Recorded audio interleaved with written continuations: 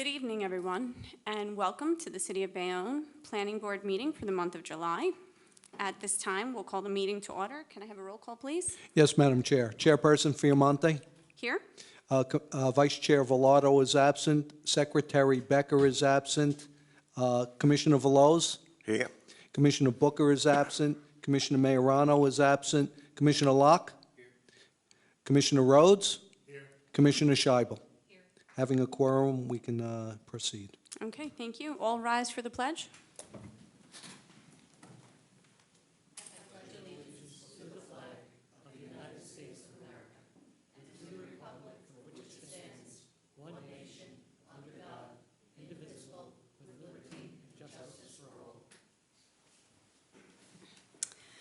Next on the agenda is a statement with regard to the Open Public Meetings Act, Sunshine Law.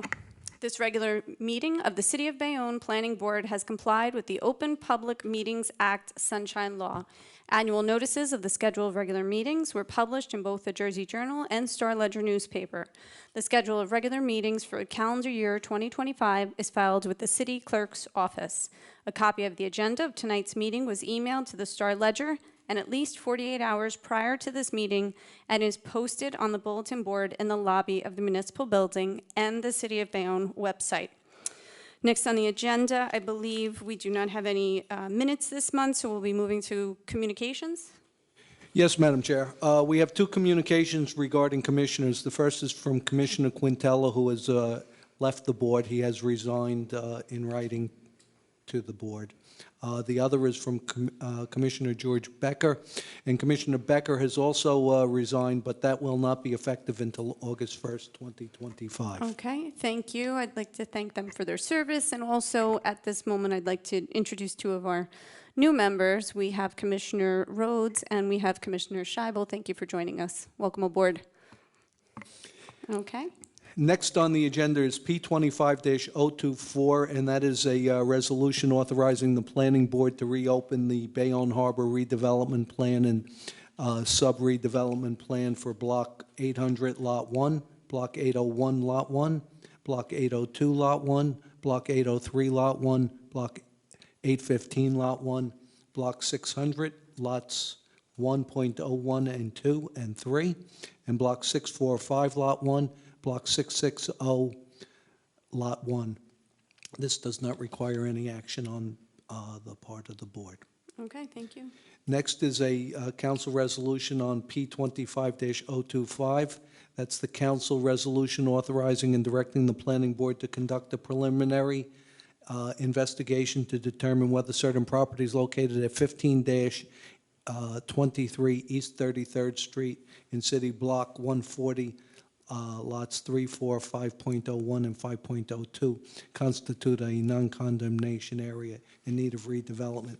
I believe that the area needs study is on our agenda for this evening, so it will require action, but not at this point. Okay. Next is P25-007, council resolution authorizing and directing the planning board to prepare a redevelopment plan for property located at 958-968 Broadway in City Block 78, Lot 44, in accordance with the tax map of the City of Bayonne and the local redevelopment and housing law.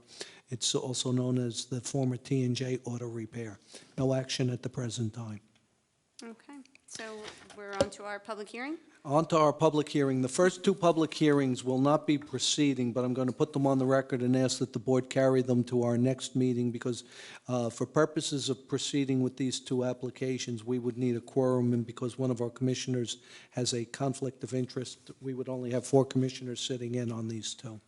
The first is P-24-025, and that's the presentation of a non-condemnation area in need of redevelopment for property located at 1191-1199 John F. Kennedy Boulevard in Block 32, lots 10, 11, and 12. And that's in order to develop a map and boundaries of the proposed non-condemnation redevelopment area.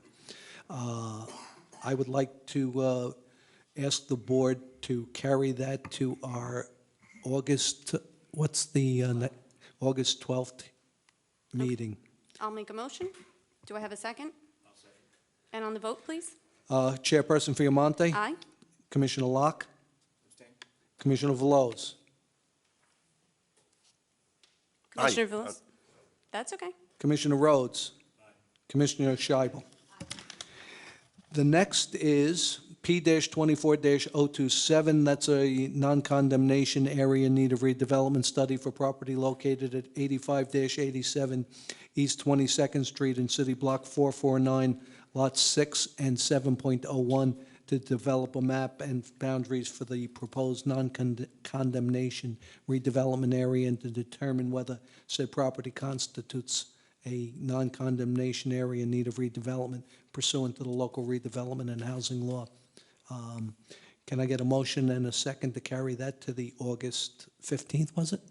12th. 12th. I'll move. Second. And on the vote, please. Chairperson Fiamonte? Aye. Commissioner Locke? Commissioner Veloz? Aye. Commissioner Rhodes? Commissioner Scheibel? That is carried. The next item on the agenda is item number 8, P-25-004, presentation of a non-condemnation area in need of redevelopment study for property located at 1037-1041 Broadway and known as Block 45, Lot 20, to develop a map reflecting the boundaries of the proposed non-condemnation redevelopment area and to determine whether said property constitutes a non-condemnation area in need of redevelopment pursuant to the local redevelopment and housing law. Good evening. Good evening, Madam Chair, Board Commissioners. My name is Nathan Foote with CME Associates. I'm a principal planner. This presentation is of the planning report that our office prepared that is dated June 27th, 2025, the objective of which was to determine if the property identified in the authorizing resolution and on page 1 of our report meet the criteria to be determined as a non-condemnation area in need of redevelopment, that property being identified as Block 45, Lot 20 in the city's tax maps. Next slide, please. Brief. That's an image of the property from the front along West 51st. So just a quick review of the process. Governing body authorized planning board to undertake the study to determine if it can be designated as a non-condemnation area in need of redevelopment. That's per resolution 24-12-18-073. So there's a multi-step process mandated by the local redevelopment and housing law in order to designate certain portions of the city. And that, I won't go into detail on that, what that process entails. You've heard it before, but actually for the new commissioners, I'll go over it a little bit more in depth tonight. Next slide, please. So the first step is to determine if the area is in need of redevelopment. Under the redevelopment law, such study is carried out by the planning board after being authorized by the governing body or city council. The planning board conducts the study, holds the public hearing, which is tonight, and provides its recommendation to the city council. Based on the board's recommendation, the city council may designate a whole or in part or a part of the study area as an area in need of redevelopment. In order to be designated, a study area must meet one of 8 criteria. I'm sorry, I think it's the previous slide. Yeah, there we go. Perfect. So summarizing those criteria, there's a lot more in the redevelopment law than this, but the summary basically is it has to meet one of these 8 criteria. A is deterioration of buildings on the property. B is abandoned commercial and industrial buildings. C is public and vacant land that has remained so for at least 10 years. D would be obsolete layout and design. E would be property ownership and title issues linking to underutilization of the property. F would be fire and natural disasters. G would be urban enterprise zones, and H would be smart growth consistency. I'll note that for both G and H, we generally do not use those in isolation. Generally, what we as planners do is if we're going to apply G and H, we do so in conjunction with one of the other 6 criteria. Otherwise, it doesn't work. I'll just put it that way. So that's the general overview of the process. Now I want to get into the study itself that we conducted on this particular property. Next slide, please. Study area comprises of a single property identified as Block 45, Lot 20, as I've noted already.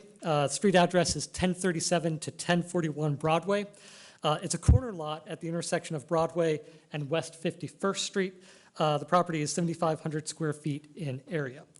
The lot is developed with a parking lot. I think I've noted that already, but just to go over it again.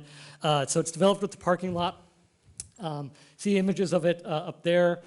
Fenced at the frontage of the property along West 51st, and then part of the interior of the parking lot as well. Now, the property did receive approval for a parking lot in 2013. However, it never received final resolution compliance, and the site is not yet fully improved to the requirements of the 2013 approval. So that has been sitting around for the last 12 years, essentially. The other thing to note about that approval is that it directly tied that parking lot, the use of this property as a parking lot, to an existing commercial use, a grocery store across the street from the property. The ownership of those two properties has diverged. It was sold. My understanding is that both properties were sold, and then this lot was then sold again to another owner. So there's those two properties, the one with the grocery store and the one with the parking lot, are no longer under common ownership. Next slide. Parking lot is bordered by landscaping area, part of which you see in the photos on the screen. Some of which were overgrown with, grown over with weeds and or not well maintained. And the next slide. The neighborhood surrounding the study area is a mix of uses, including residential of varying types and commercial uses along Broadway. And the overhead aerial map that we have on the screen there, the red blocks are commercial properties and the yellow blocks are residential properties. So it is located along the Uptown Broadway corridor.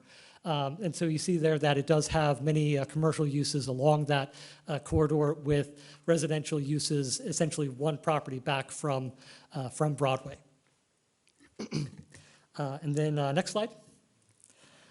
In our review and analysis, we also reviewed state environmental data. That data indicates that there are no environmental constraints on the site.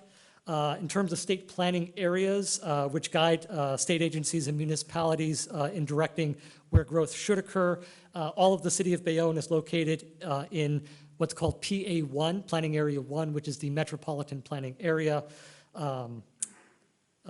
This is a smart growth area, which per the state plan, growth is to be promoted. This is where the state wants to see most of the growth within the state.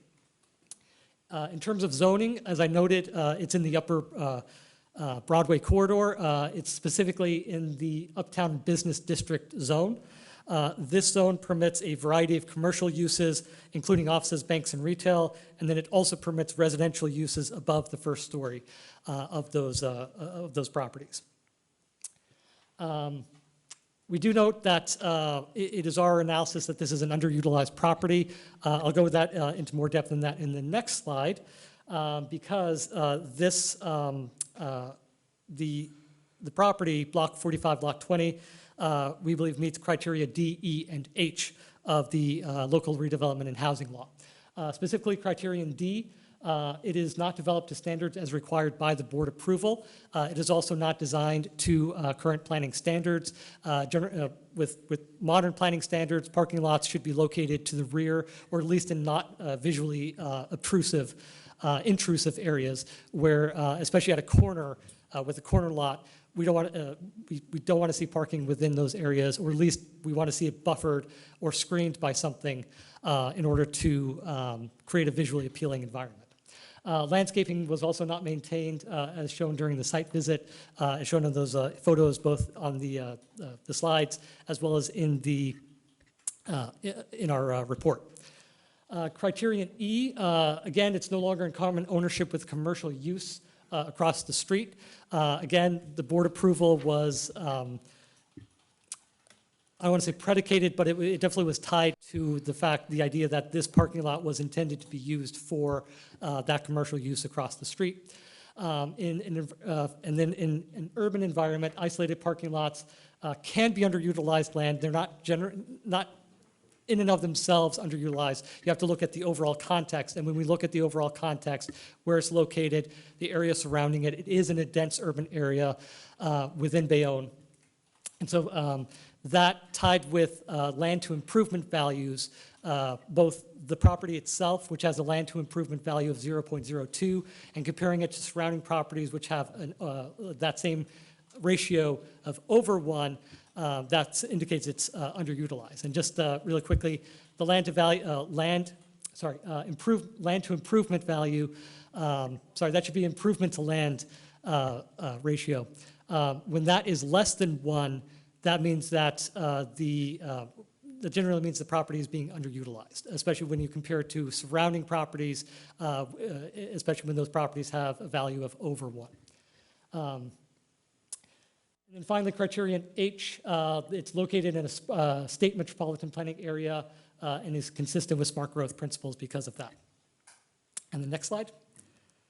And so in conclusion, Block 45, Block 20 should be designated an area in need of redevelopment. And that's the end of the presentation, and I'm open to any questions from the board. Thank you, Mr. Foote. Commissioners, are there any questions regarding this testimony? I have none. Okay. Any questions down the end? No? Okay, thank you. Let's see if there are any members of the public that have questions for Mr. Foote. Don't go too far, Mr. Foote. Okay. Any members of the audience that wish to make a statement? Seeing none, commissioners? Okay. So at this time, I will make a motion to send this to council. Do I have a second? Second. And on the vote, please? Chairperson Fiamonte. Aye. Commissioner Locke. Commissioner Veloz. Aye. Commissioner Rose. Commissioner Scheibel. Okay. The redevelopment study has been approved. Okay, thank you. Thank you, Mr. Foote. Thank you, commissioners. You're welcome. Okay, next on the agenda? Next on the agenda is P24-016, presentation of a redevelopment plan for property located at 745 and 747 Broadway in City Block 139, lots 18 and 19, as shown on the official tax map of the City of Bayonne, formerly known as the Castle Clock Shop. Good evening. Hi, good evening. My name is Barbara Allen. I'm a licensed professional planner and an AICP from Beacon Planning and Consulting Services. You may just want to move this microphone a little closer. Thank you. You're welcome. Shall I repeat that? Yes, just for the record, thank you. My name is Barbara Allen, E-H-L-E-N. I'm a licensed professional planner and an AICP, and I'm here from Beacon Planning to present this redevelopment plan. Okay, we're happy to have you, Ms. Allen. So this evening, we are seeking your review and approval of a redevelopment plan for 745, 747 Broadway. These are currently 2 vacant properties with frontage along the Broadway corridor. If you could please go to the next slide. We're seeking a redevelopment plan as vacant parcels along a commercial corridor present an eyesore and actually bring down the area around it. It shows a lack of reinvestment and breaks up the the continuation of the property. When we're looking for a redevelopment plan, it creates the opportunity to provide a mixed-use development, which is something that is sought along the Broadway corridor at this time. It brings people in that support the retail underneath, and it allows the community to take advantage of the fact that it's close to 2 forms of public transportation, both bus transportation and the light rail. And it allows a redevelopment plan incentivizes more of the ability to reinvest in the property. Next slide. So the different parts of the redevelopment plan will address permitted uses, bulk standards, design standards, and streetscape. So our permitted uses is consistent, oh, yes, please, the next slide. This is just a photo of the property. It's identified as Block 139, lots 18 and 19. As you can see, it's gravel and vacant. Next slide, please. Permitted uses, we are considering mixed use, so we're encouraging residential above ground floor retail or commercial use in nature. Next slide, please. Bulk standards were drafted the bulk standards presented reflective of the lot, its dimensions, and its area. Particular note, the height was chosen to allow the units on each floor to have taller ceiling heights. So I believe we stipulated about a 9-foot ceiling height so that units wouldn't feel crowded or dim. The maximum permitted number of residential units are 27, and the height considers separately, if you could flip to the next slide, I'm sorry, discusses specifically elevator bulkheads, stairwell bulkheads, and things of that nature. They typically exceed the roof level. The elevator needs equipment and things to go ahead, and roof access, the stairwell will have to extend up to there, so that would need additional space as well. We would not consider these an additional story. We also provide provisions for a rooftop amenity deck, such as a canopy or a pergola or something of that nature, just to accent the area. Next slide, please. The units will consist of a mixture, based on understanding, a mixture of studio, possibly 1-bedroom, and 2-bedroom units. So there's no 3-bedroom units proposed. We did stipulate minimum square footages for each unit type. And we did stipulate that each unit would be provided laundry in the unit itself, so no communal laundry. If they did want to provide a communal laundry, it would be for bulk items, so they could not provide it instead of. Next slide, please. Bicycle storage and parking, we did stipulate that bicycle storage be provided at a ratio of 0.5 spaces per unit, and parking would be provided 1 space per studio 1-bedroom and 1.25 spaces per 2-bedroom unit. This plan does not stipulate that parking has to be on-site. It can be off-site within, I believe, a 1/4 mile of the property. So, and that has to be secured via deed, perpetual easement, or an agreement with the city. So, so they may not provide the parking on here, but it has to be provided in connection with the development. The next slide. Materials for the building, we stipulated items such as wood, brick, stone, stucco, fiber cement panels, hardy planks. These are materials that we're seeing in more modern construction now. We did not permit things such as vinyl siding, thin brick, things of that nature. And additionally, with the storefront on the first floor, we did require that it have at least 70% street-facing storefront to be clear windows, glazing, to keep that open feel and that shop and retail along the first floor. Next slide. Sidewalks are standard. They're the plan reflects standards that have been implemented in other redevelopment plans within the community.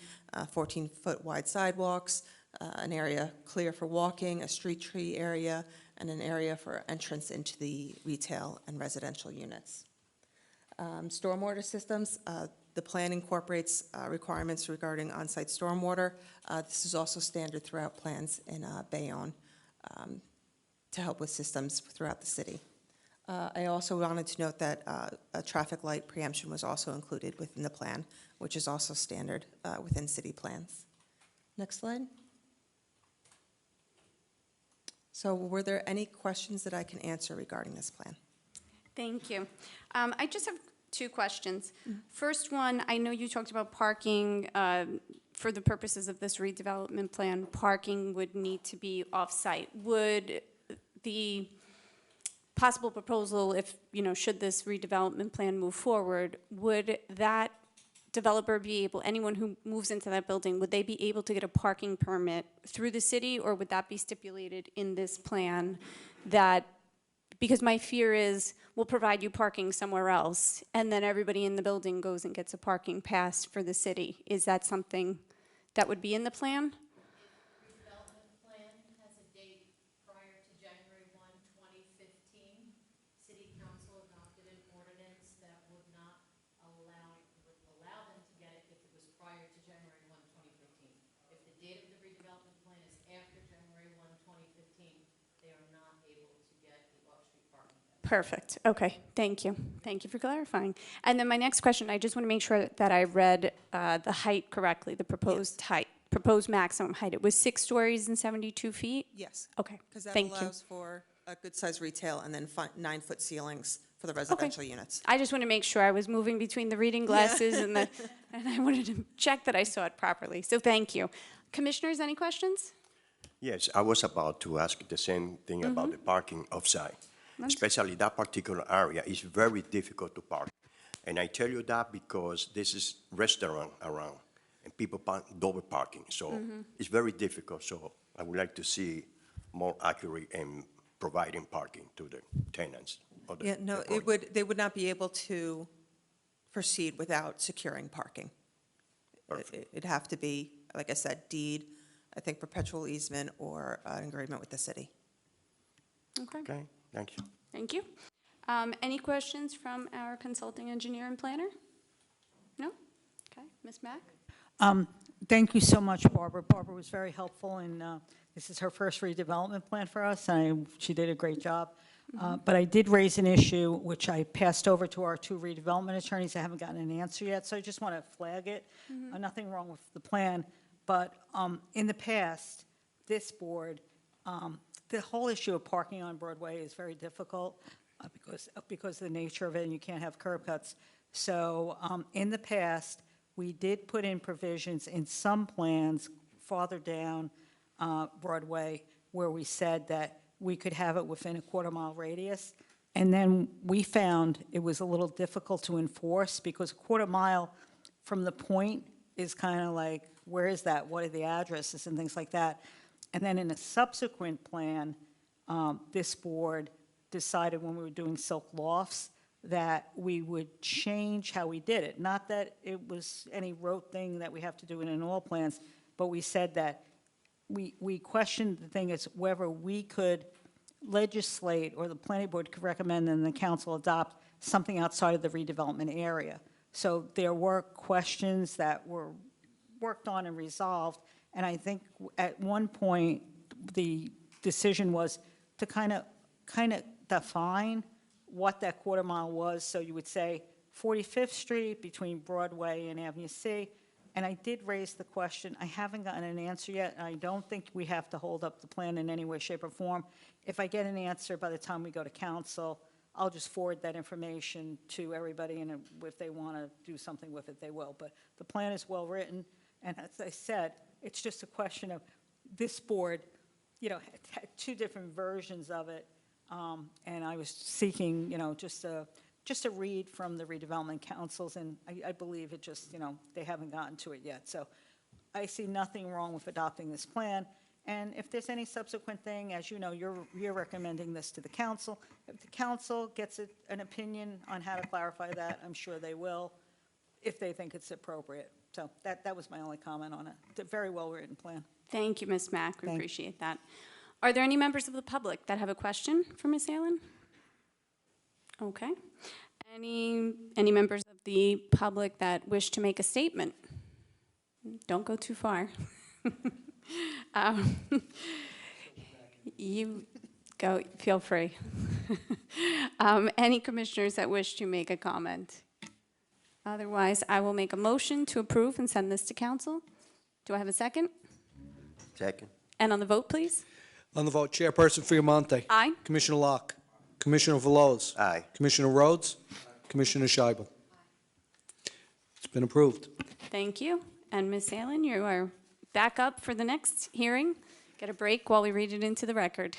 P25-012, presentation of a non-condemnation area in need of redevelopment study for property located at 120-122 West 33rd Street in City Block 143, Lot 28, to develop a map reflecting the boundaries of the proposed non-condemnation redevelopment area and to determine whether the property constitutes a non-condemnation area in need of redevelopment pursuant to the local redevelopment and housing law. Ms. Elan? All right, Hi. we're ready. Hello. You might remember me from such redevelopment You do plans. look familiar. So this evening, we were asked to review a property identified as 120, 122 West 33rd Street to see if it met the criteria of an area in need of redevelopment. As was previously testified by Mr. Foote, there are 8 criteria. In this instance, the property has been vacant for a period of over 10 years, even longer. We did review the environmental data online, and there was no noted impacts to this site. Therefore, when we went through the criteria, we did qualify it under G, as it is within an urban enterprise zone, a UEZ, and also as a smart growth area. So I know there was previous testimony regarding just qualifying a project under G and H. You can qualify property under G and H. It just becomes more of a question if you're doing a condemnation study. Then they seek that you do another criteria. But in this instance, we're allowed to just consider it under G, which is property located within a UEZ. If you're not aware of what a UEZ is, it's an urban enterprise zone wherein a lower tax rate is applied for sales tax in order to incentivize retail and commercial growth within a community. So this property is located within a UEZ and would qualify under same.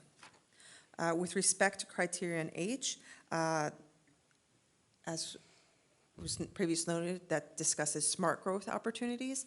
This property is located within the metropolitan planning area wherein growth is anticipated. It does benefit from the fact that it is located close to public transportation. It is easily accessible from existing infrastructure, roadways, water, sanitary sewer, things of that nature, so it can accommodate the additional growth. And it is under those 2 criteria that we believe the property qualifies as an area in need of redevelopment. Oh, I'm sorry. If you could, this is an aerial of the subject property. You could see as it was vacant and continues to be.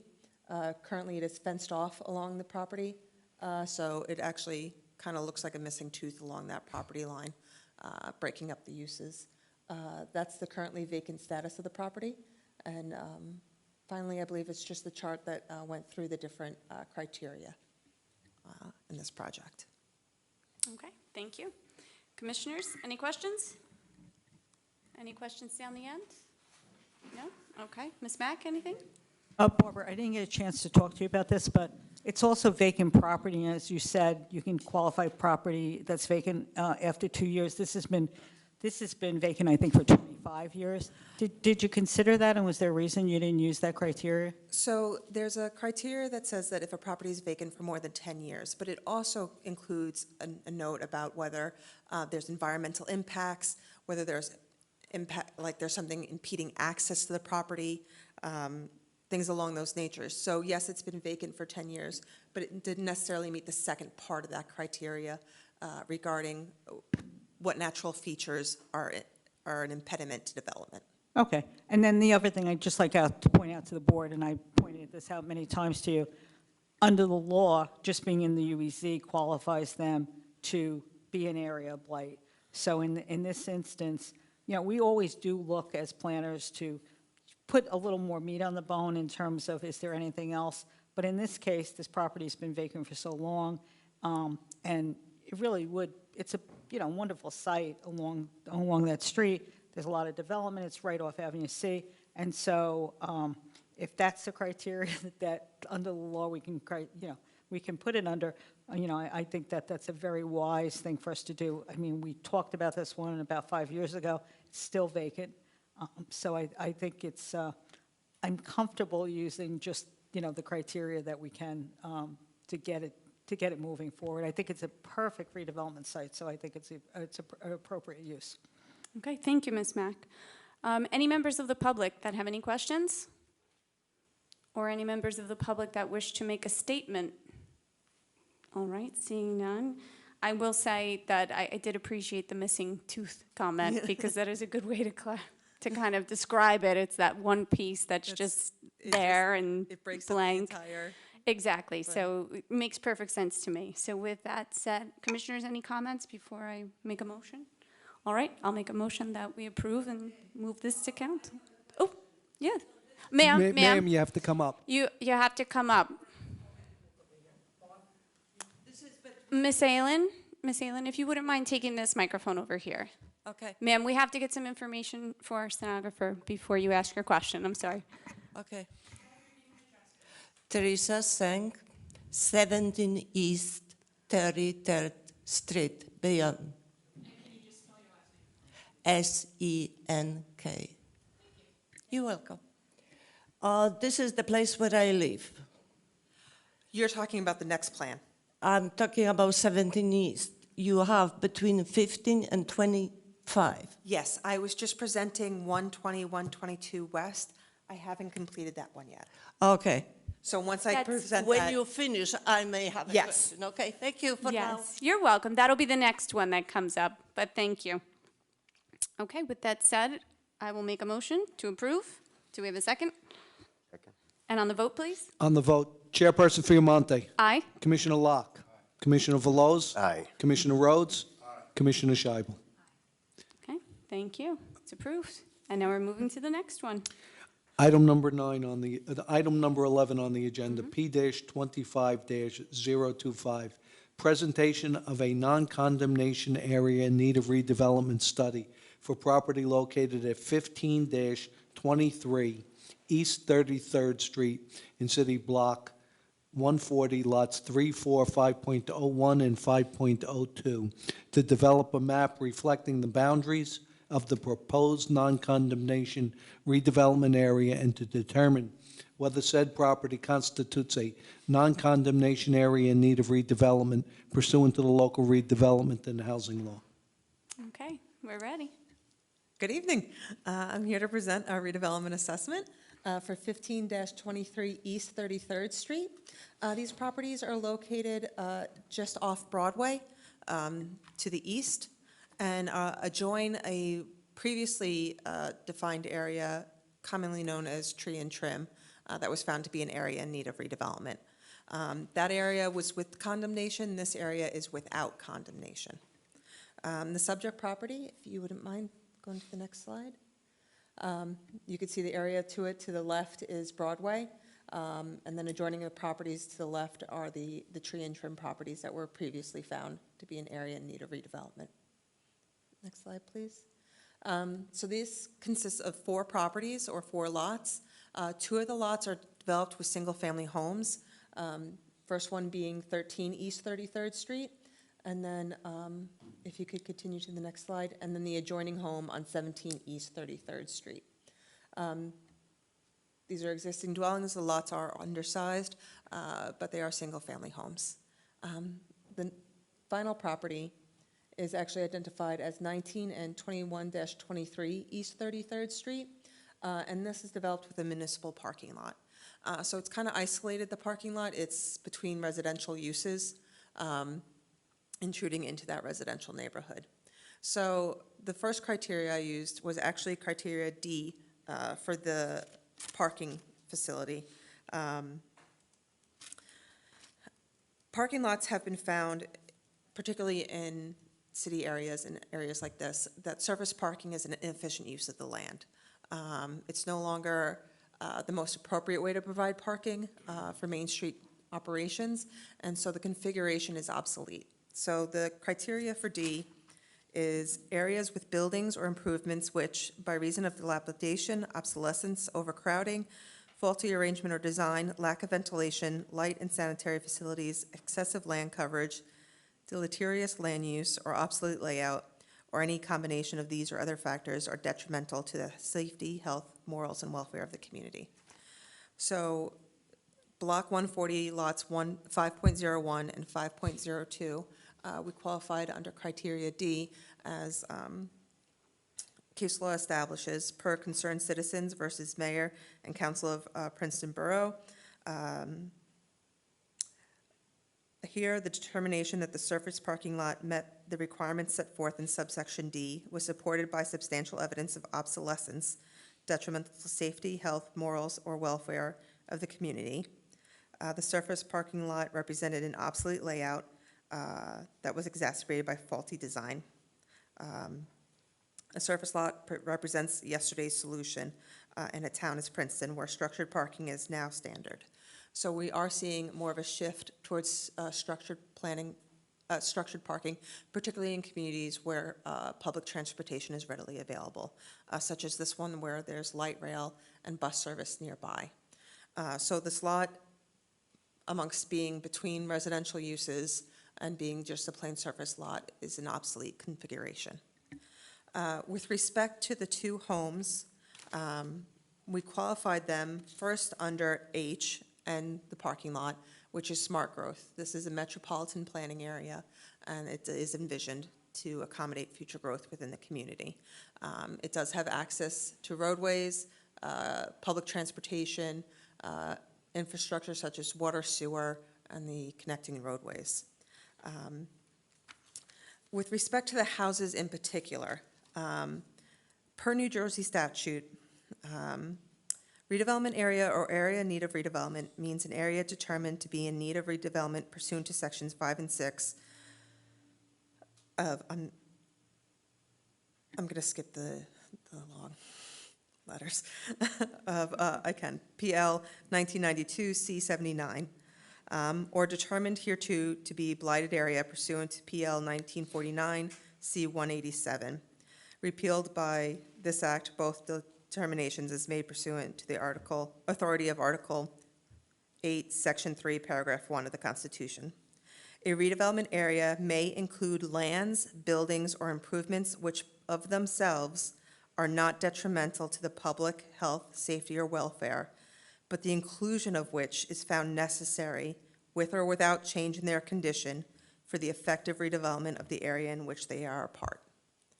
So these parcels, although we say they are part of H and they are a smart growth area, they're also needed in order to effectively redevelop the parcels included with improved with the parking area and the redevelopment proposed to the west.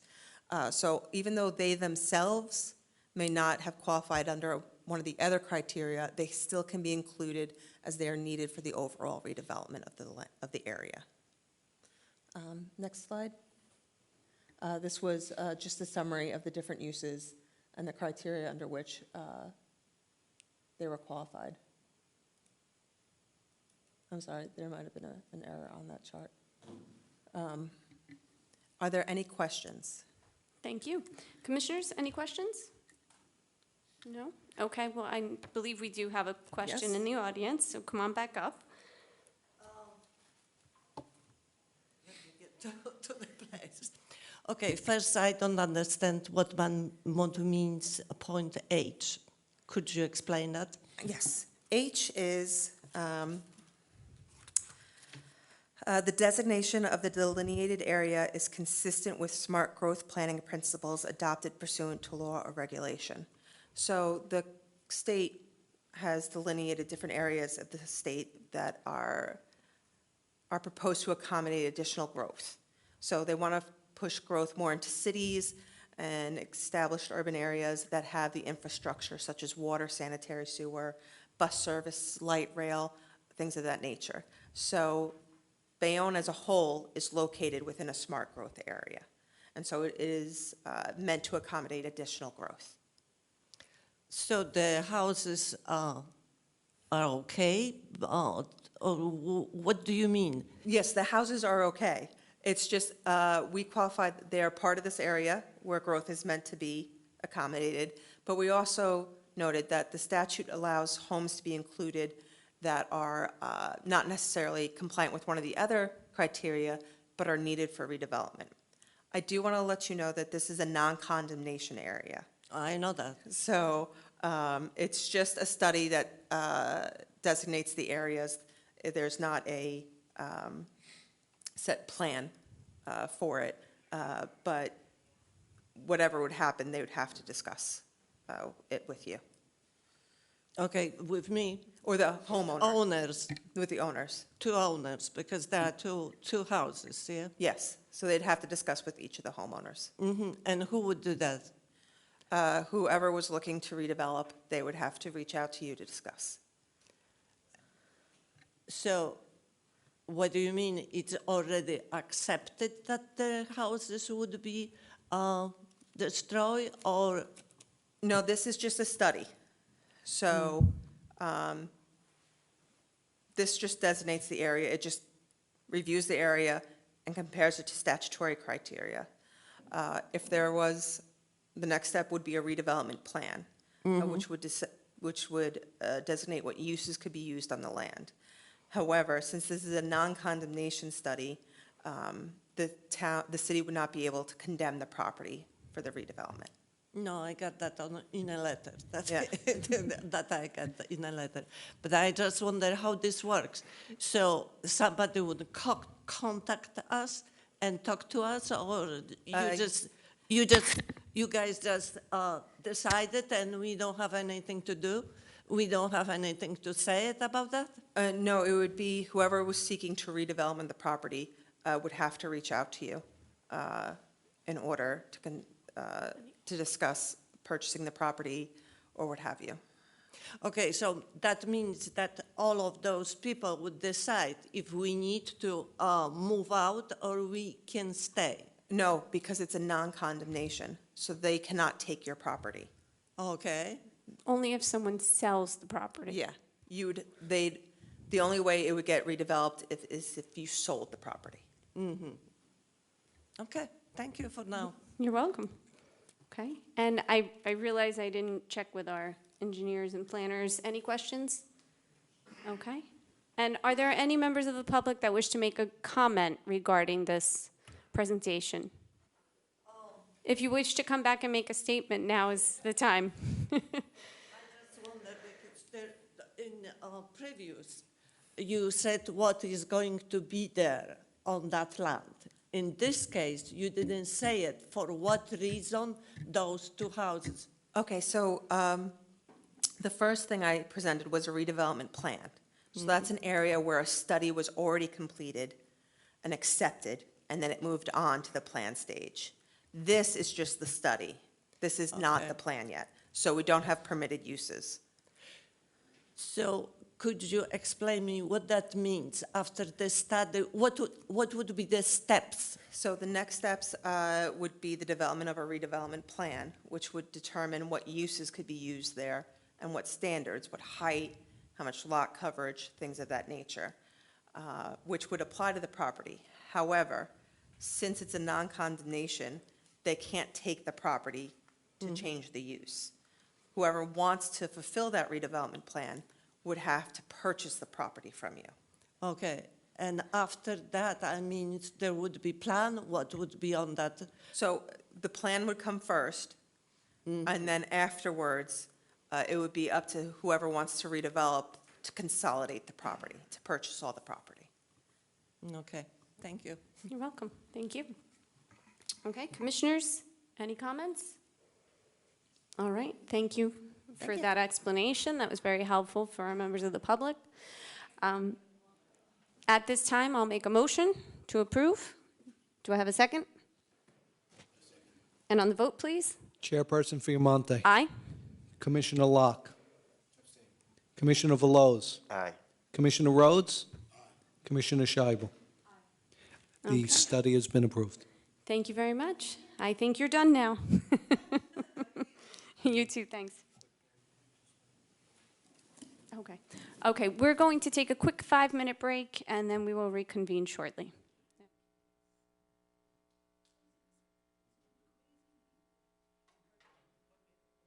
All right. I think we are ready to call the meeting back to order. If everyone would mind getting ready. Would you like me to announce the next application, Madam Chair? Sure. Do we need to have a roll call that everyone's back? That would be helpful. I mean, visually, I see that everyone's back, but I think for the record, we need it. I think we need it for the record. Chairperson Fiamonte. I am here. Commissioner Locke. Here. Commissioner Veloz. Aye. Here. Commissioner Rhodes. Commissioner Scheibel. We have a quorum. Okay, and now we are at public hearing number 12. Yes. P-25-009, Shanti 5 Urban Renewal LLC. The site is 562-568 Broadway, Block 184, lots 1 through 3. Applicant is seeking preliminary and final major site plan approval and any other ancillary relief if necessary, to construct a 9-story mixed-use building consisting of 110 residential units with 115 parking spaces and 2,896 square feet of commercial retail space in compliance with the First Savings redevelopment plan for the area. Mr. Maselli. Good evening, Mr. Maselli. Thank you, Madam Chair. You're welcome. Michael Maselli on behalf of the applicant, Shanti 5 Urban Renewal LLC. As Mr. Campusano mentioned, this is an application for what many of us probably remember as First Savings Bank. It hasn't been that for a few years. It was knocked down a little while ago. That's located at 562, 568 Broadway. It's on the corner of 26th Street. As you probably all know, it's an empty lot and has been. We've been going through the process for a little while, and we have a nice plan in front of you. This is a really nice building, and that's, look, MHS does great work. This is probably my favorite. So what we have tonight is a project. So there are two projects that you're going to hear site plan applications for. Both have a public benefit. In addition to building a building, they're giving something back to the community. In this instance, not only are we building the building that Mr. Campusano described, or asking to build that building, we're providing a pocket park right next to it, about 2,700 or so square feet, a nice little oasis in the middle of Broadway. It will really liven up that corner and take a beautiful building and put it over the edge. I really do love this project. And that's something we'll maintain and we take care of, but the public will have access to it. So again, like I said, this project will have a public benefit, so will the next one, but this one is the building design is really nice. So as Mr. Campusano mentioned, we're asking for a preliminary and final major site plan approval for a mixed-use building. It has about 110 units. It has actually 110 units, 115 parking spaces. It's got ground floor commercial, which will open and look out onto this nice pocket park that we have. We've submitted an application that the professionals identified some relief, some variance, some design exceptions that we have attempted to rectify, and we believe that we have eliminated all of those, and that this application will be as of right. And as the board is aware, when an application is as of right, it's entitled to legal protections and legal approval. So we'll take you through that process. We have 3 witnesses tonight. We have our project architect, our project engineer, and our project planner, who are all here to testify. We will not bore you to death with those 3. But before we move forward, a couple of things that I'd like to just clarify. So with regard to that park, in the engineer's report at I think it's comment B16, they want us to put a restriction on the property about the park, about maintenance requirements and things like that. And we think that's a good idea. We would like to do it as a part of a public access easement, where the public will be able to go on there, and there'll be parameters for that, and the maintenance requirements will be included in an easement. So if the board acts favorably on this application, we would ask that that be the condition of approval. Also, so to try, we were supposed to be heard last month. We couldn't get there. And in the sake of trying to make this a little bit quicker for you guys tonight and for us, we did submit updated plans, just responding to some of the items in the planner's report and the engineer's report. And we submitted a letter dated June 26, 2025, and we've submitted some plans that were updated, and I have those dates here. Those plans were dated, the architectural plans, which only showed changes that were in response to comments from the board professionals, were dated 6/24/25, and we had civil plans also that were also prepared in response to the professionals' reports. That was dated 6/25/25. Mr. McDonough's office also prepared a response EIS dated 6/26/25. So I would like to add that to the list. Right now we have A1 through A34 as exhibits. I would like to add A35 being the response submission letter dated June 26th, A36, the architectural plans dated 6/24/25, A37, response civil plans dated 6/25/25, and A38, the response EIS dated 6/26/25. I would like to move all of those items into evidence, please. Okay, we'll accept them into evidence. Thank you. You're welcome. And are you With ready that, for I'd your like to first call, yes, our witness? first witness, project architect Juan Rodriguez. Okay. Good evening, Mr. Rodriguez. Good evening, Commissioners. How are you? Good, thanks. How are you? I do. Juan Rodriguez, Juan Rodriguez. Okay. Do you want to just go through credentials first? Yes, yeah, if you could present your qualifications to the board, please. Yes, I am a graduate of New Jersey Institute of Technology, where I received a Bachelor's of Architecture. I'm a licensed architect in the state, and I've appeared at this board, in the past several times. Okay, we accept that, and welcome back. Thank you. You're welcome. Mr. Rodriguez, can you orient the board to the project location? Yep, I have a laser pointer here. I'm going to use that to just point at the screen. So the slide here, you're going to be looking at a series of slides that we prepared, including the first, a Google Earth image.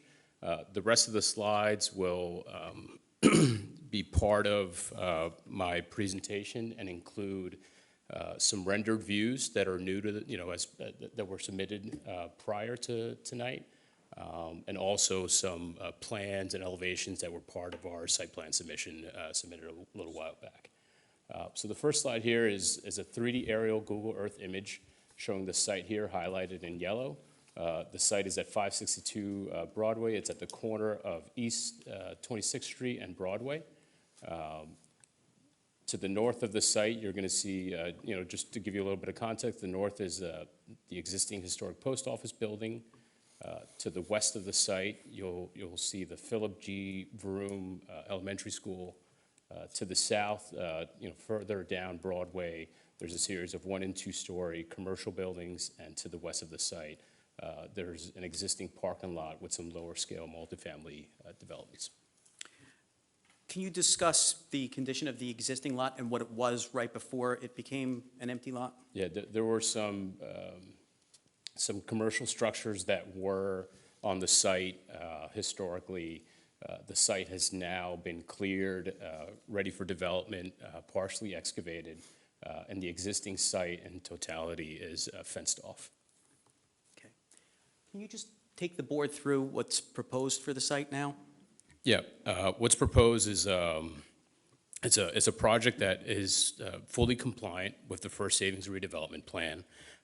It's a 9-story building with 110 residential units. We have 2,896 square feet of retail space. We have 5,178 square feet of amenities, indoor amenity space. We have a total of 93,128 square feet of residential area. We have 41,550 square feet of parking, including 115 parking spaces.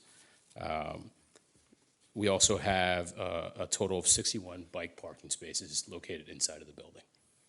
In terms of the uses in the building and on the property, are those compliant with the redevelopment plan? Yes, residential uses, amenity uses, retail uses, and parking are all compliant with it. And the pocket park was contemplated by the redevelopment plan, correct? That's correct.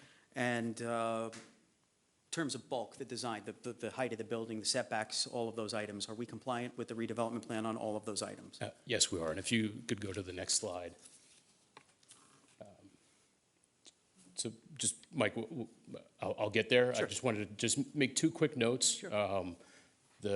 We're showing here the historic post office building, which was kind of part of the inspiration for the design of our proposed development here.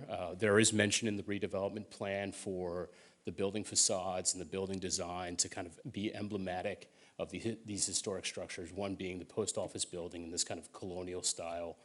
We pulled in some of these, the material palettes and material coloring into the design. And if you go to the next slide,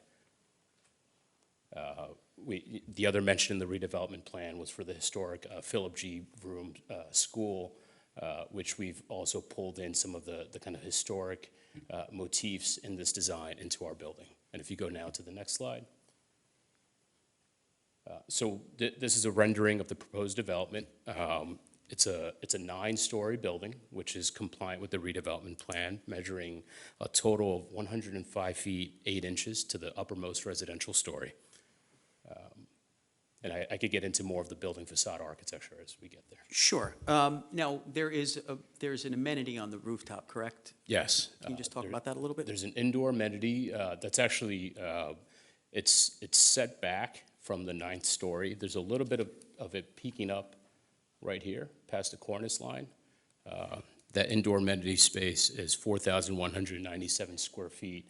It is set back as required from all facades per the redevelopment plan. And as you could see here from Broadway, it would not even be visible from the street.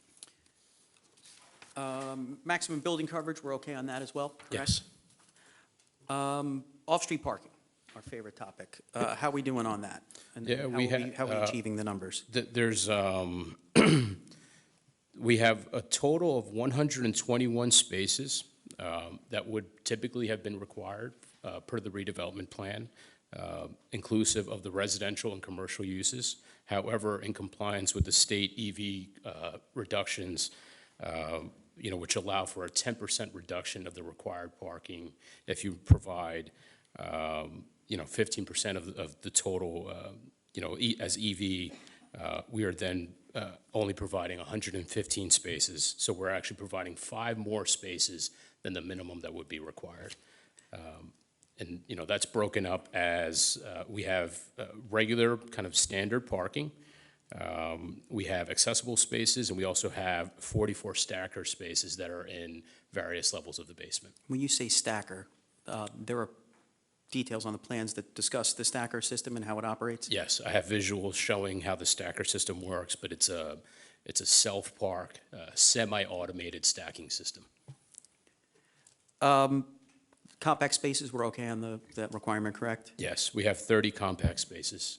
And the redevelopment plan allowed 35%, so we're not even using the full allowance for compact spaces. And you mentioned bicycle parking, we're compliant there too, right? Yes, we have 61 bike parking spaces.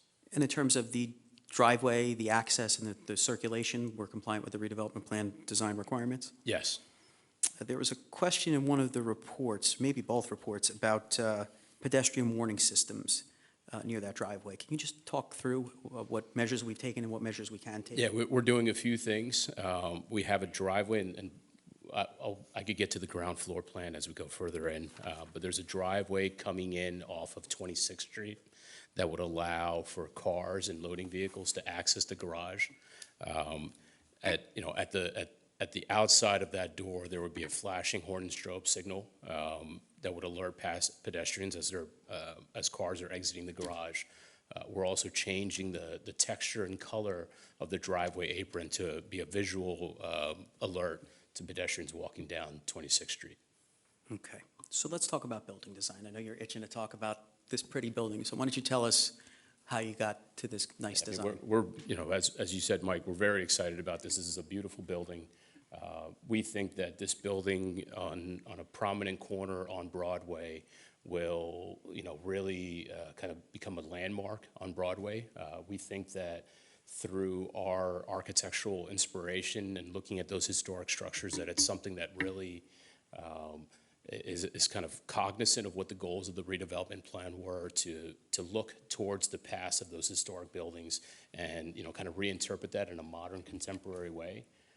So as I showed you in the examples of the post office and the Philip G. Broom School, we're pulling in those historic motifs, starting with the base of the building, bringing in this cast stone colonnade that picks up the material palette and texture of that post office front door.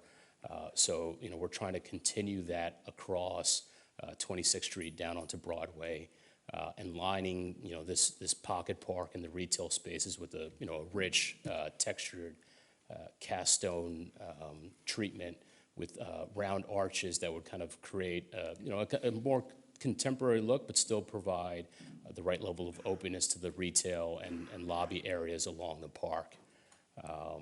The middle of the building looks to some of the vertical proportions of the school building. And what we've done is we've kind of combined some of the window proportions to allow for a kind of multi-story reading through the windows. To kind of break down the scale of the building, we wanted to make sure that even though it is a 9-story building, that it kind of started to feel like a lower scale building, And by doing this, it kind of starts to feel more of like a 6-7-story building. And at the top, we wanted to bring in specifically that kind of round arch motif that we saw in the historic school building, and kind of create 2 moments where we would have round arch top windows along some of the penthouse floor apartments, and then that would extend across this terrace on the 9th floor and kind of create this kind of open frieze, this open cornice line that would wrap around these 2 private terraces here on the 9th floor. So we see it as a building that kind of pays homage to the historic influences, but kind of is modern and forward-looking of its own right. A lot of the materials that are above the ground floor are kind of more contemporary materials. While we have that kind of historic cast stone look on the ground floor, we have metal and glass, lighter materials on the upper floors above. And this building complies with the design requirements in the redevelopment plan, correct? Yes, it does. There was a question about the retail storefront materials and the cast stone panels. Those are the materials we're using on this building comply? Yes, exactly. And I talked about how the cast stone wraps around the retail storefront areas. Okay. All right, let's now zoom inside the building, the units, if we can, just talk about those a little bit. Yeah, if you could just go the next couple of slides. So these are just views that we've prepared showing the building as it would be approached from different vantage points. This is standing in front of the post office, and I have taken these photographs, and we have photo montaged the building massing into these different images. So this is a view in front of the post office looking south along Broadway, and you could see how the building would kind of sit on the corner, and how this kind of this arch colonnade would allow for a connection, across the sidewalk as people cross the corner of 26th Street. If you could just keep going. These are just going to be just more views. This is on the west side of 26th Street, so the west side of Broadway in front of the school building, and you could see these kind of round archtop windows picking up the round archtop windows of the historic school building. This is a view further south on Broadway, and you're seeing this kind of L-shaped building form, which is set back from the corner. This would allow for that pocket park to kind of spill out onto Broadway down below.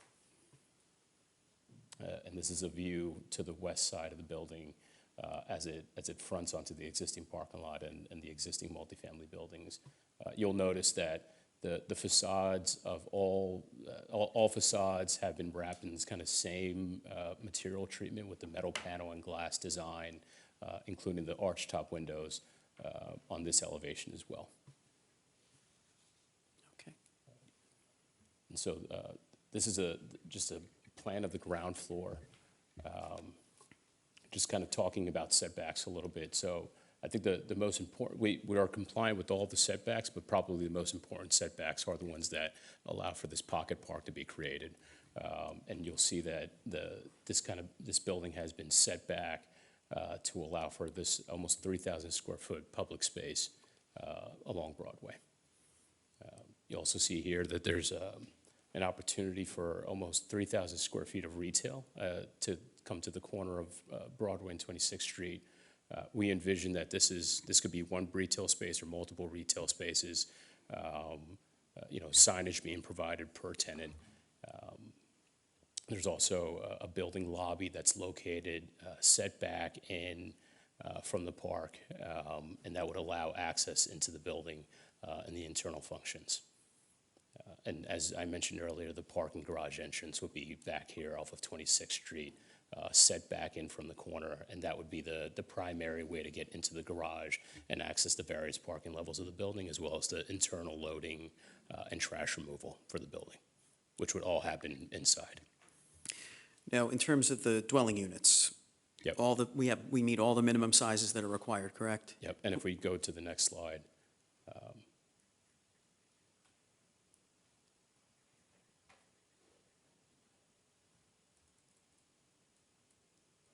You'll see here the kind of, and if you maybe just go one more.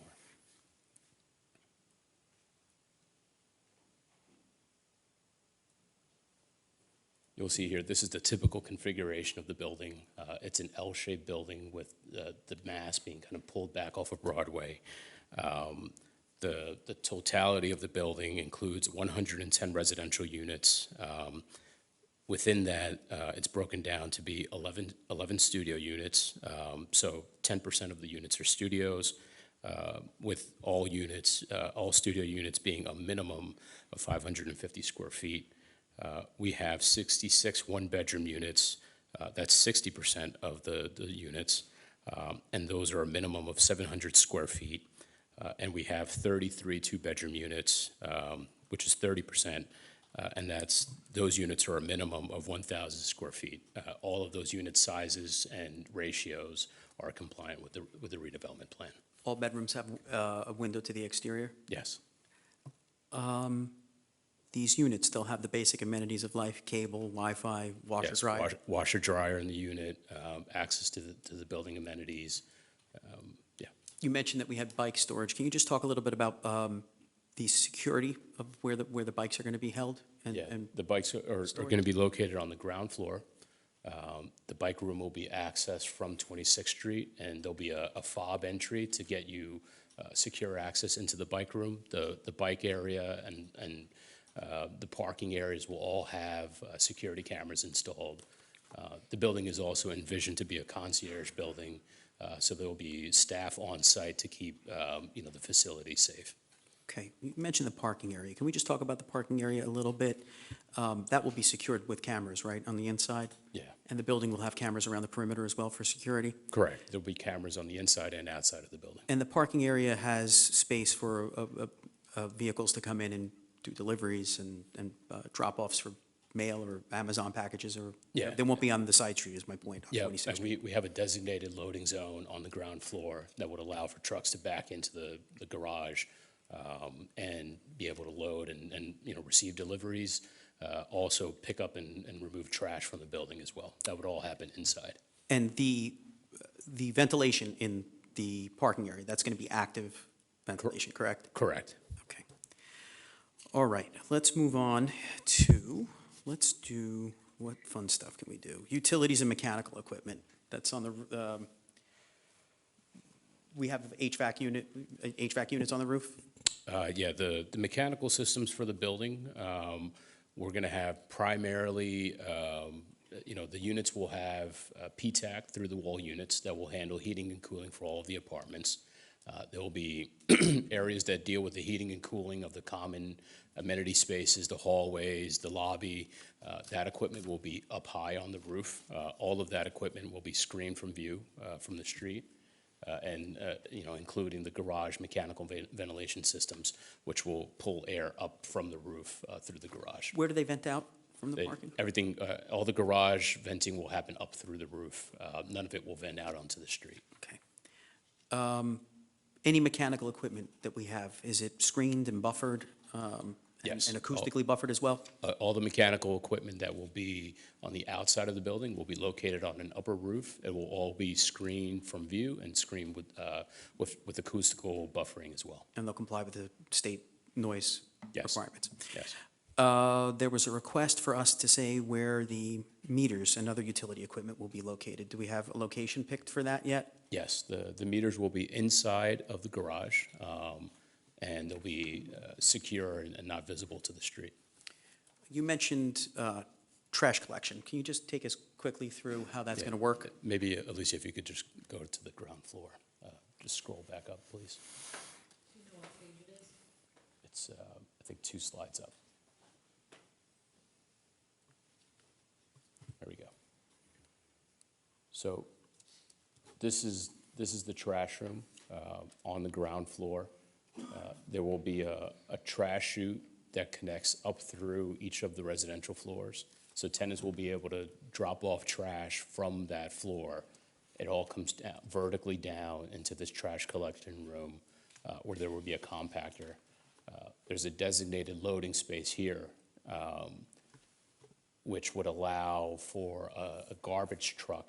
We have enough height clearance in the ground floor that allows for a garbage truck to back in off of 26th Street, and then trash collection can happen inside of the building. And that will be like private hauling, correct? Correct. Okay. Let's go on to, let's talk about the open space. Open space in this building, rooftop, places for people to enjoy. Can we talk about those places? Right, so, I mean, starting with the ground floor, we have the Pocket Park, which will be accessible to the public and tenants of the building. There's also a setback here along the retail, which would create additional open space along Broadway. And if you could just scroll to the second floor. At the second floor, the building steps back on the west side and the east side. On the west side, where it steps back away from the park, there would be a common outdoor terrace, which would allow for outdoor space for the amenities. And then there would also be some private terraces on the east side for the units on this floor. And if you could just go up, go to the next floor, sorry, next floor up. Keep going. One more. At the 9th floor, as I said earlier, the building would step back away from Broadway, and there would be 2 more private terraces for the units on the 9th floor as well. And if you could just go one more. Sorry, keep going. And then at the roof, where we have the indoor amenity room, as that room steps back from all the other facades, there would be a private terrace accessible for the residents of the building that would wrap around all sides of the building. There would also be a green roof visible, from that terrace as well. Okay, let's go through signage. You mentioned some signage before. Can you take us through the residential signage for the property? Yeah, there would be, it's envisioned, it's envisioned that there would be one main building residential sign. The size would be in compliance with the redevelopment plan. And there would also be one sign per each individual commercial tenant. So right now, we have signage depicted on our elevations, fronting on 26th Street, fronting on Broadway, and fronting on the plaza side. So our thinking is that those are different signage opportunities depending on how many tenants there are in that commercial space. And all the signage will comply with the design requirements in the redevelopment plan? Yes, all the size, requirements will be met, and any lighting requirements will also be met. Okay, there was one municipal report that I think we need to just address. It was the construction official report. He made a comment about the doors opening into the 26th Street right-of-way. Are we going to agree that that's not something we're going to do? Yeah, well, so if you could just go back to the ground floor, I just want to talk through that. So the doors that are being referred to are these 4 doors along 26th Street. So we have a door exiting out, and these are the reason these doors are swinging out is because there are egress doors coming out of the building. We have one door leading out of the bike room. Our plan would be to set that door back. We could also set back these 2 other doors, one leading out from a mechanical room and this door leading out from the garage. We have one additional door here that's leading out of the transformer room. Typically, this door is something that we do locate swinging out. It's a door that does not exit out from occupied space. It's a door that's only used for emergency situations. So it is something that we commonly do because it's very difficult to set this door back into the required space for the PSE&G transformer vaults. But we'll work with the construction official to iron out those details, correct? Yes. Okay. I think that would conclude my questioning of Mr. Rodriguez, Madam Chair. Thank you. I just have one question regarding the windows. I'm not sure if you mentioned it and I missed it, but in 2 of the renderings, in one you saw a reflection, and another one they looked very transparent. Is there a degree of transparency, or were they completely clear? Typically, they would be clear to allow vision out of the apartments. Okay, I was just checking. I couldn't tell if they were mirrored or clear. Yeah. Okay. The one point that I will make, since you're bringing that up, is we would have uniform window treatments throughout all the elevations so that from the outside, all the windows look the same. Perfect. That was going to be my next question. I thought it was going to be. Good thinking. Thank you. Commissioners, any questions for Mr. Rodriguez? Yes, Commissioner Locke? Yes, hi. Just real quick, what was that, the elevation, like where you showed the like that hyper realistic rendering called, where it was like you could stand, but it looks like it was there. What's that called? Like that kind of The photo montage? photo montage? Yeah. Okay, cool. Or we just take the rendering and stitch it into a photograph. Yeah. Okay. Yeah. Thank you. Thank you. All right. Commissioner Valente? Yes, I do have a question for you, Mr. Juan Rodriguez. And this is about, I don't know if you mentioned, but I probably, and I apologize, I can talk.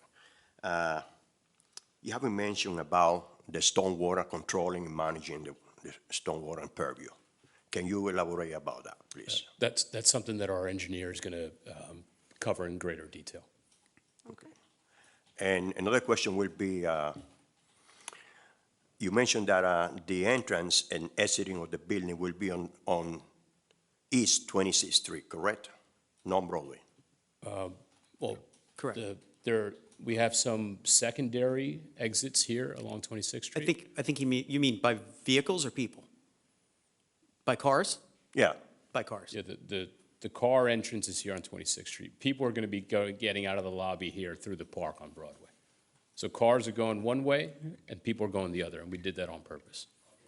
So that, there's no mixture. yeah, due to the fact that the post office is there, the school also, a lot of traffic. Yeah. And, but definitely that particular project will energize the section, the area. Yeah, we wanted this car entrance to be as far away from the school as possible and as far away from Broadway as possible.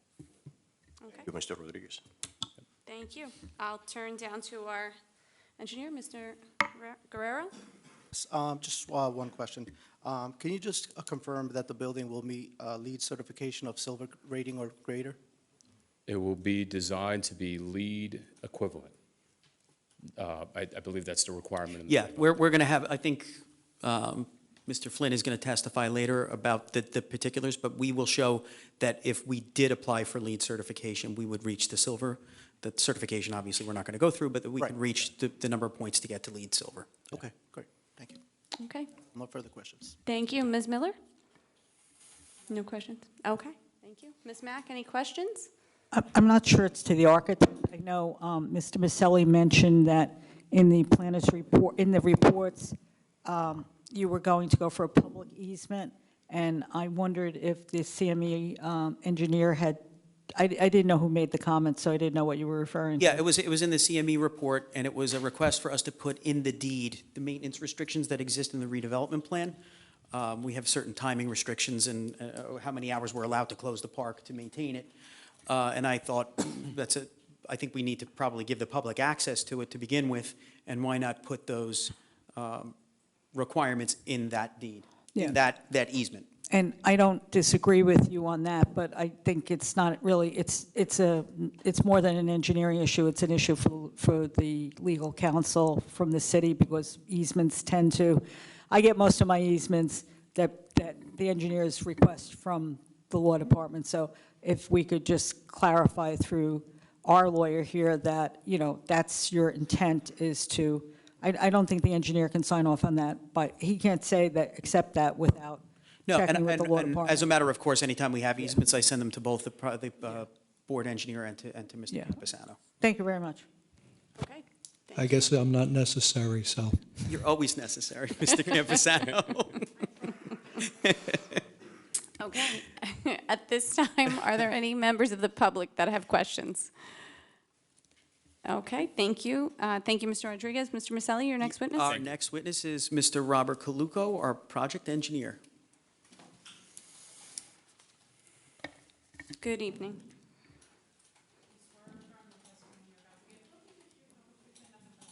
I do. Name Robert Caluco, RobertColucco. Okay, good evening, Mr. Caluco. Mr. Caluco, can you present your qualifications to the board? Sure, I have a bachelor's of science in civil engineering from NJIT. I've been working in the field of civil engineering on various projects for the past 11 years. I am a licensed professional engineer. And while I haven't had the privilege of testifying before this board, I have been accepted under various other municipalities. Okay, we'll accept Mr. Caluco as an expert witness, and welcome to Bayonne. Thank you. You're welcome. Mr. Caluco, can you take us through existing conditions, just not to reiterate what Mr. Rodriguez said, but to just discuss what structures were there, how it became an empty lot? Sure.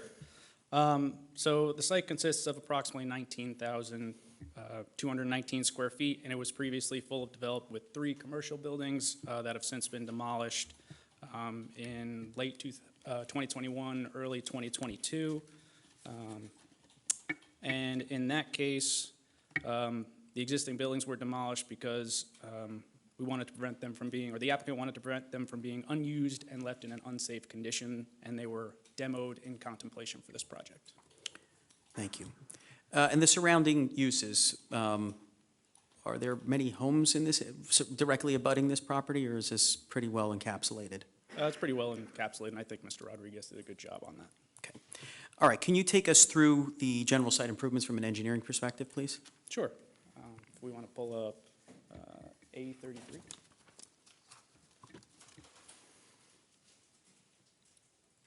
So this exhibit is A33. It's titled Site Plan Rendering with today's date, and it shows the proposed use, which is a mixed-use development, which is a permitted use, pocket park, which is a required permitted use, and subterranean parking, which is permitted accessory use.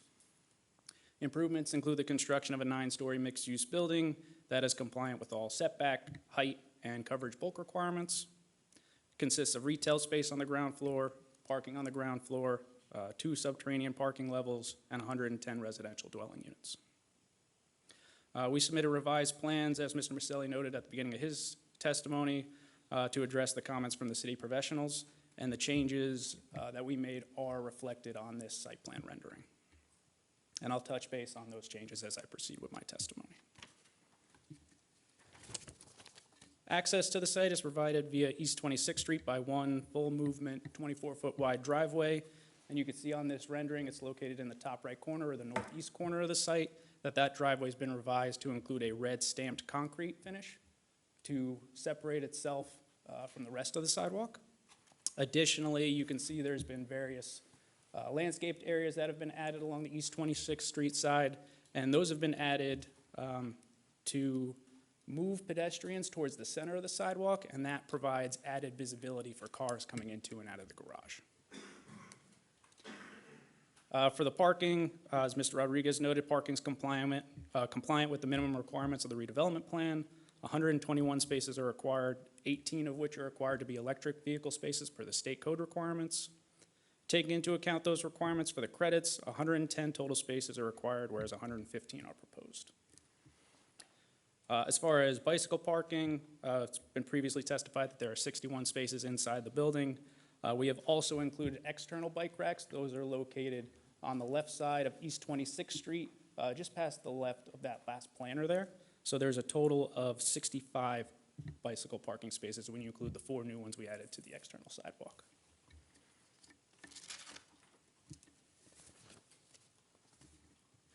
And then we noted, we do have this very visually appealing and welcoming entrance to the building for the pocket park. I'll touch on the surrounding streetscape first. It's been designed in compliance with the redevelopment plan. It's inclusive of new concrete sidewalks. You have 3 street trees on both East 26th Street and Broadway. I know there was a request to add a 4th street tree on Broadway.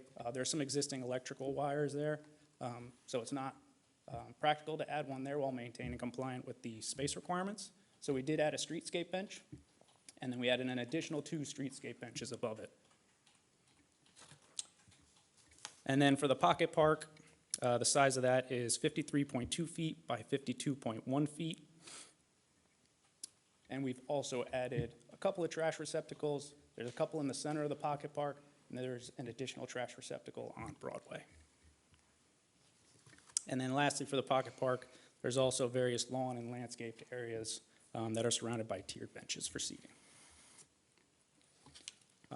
Response to a couple of other comments from the city professionals' reports.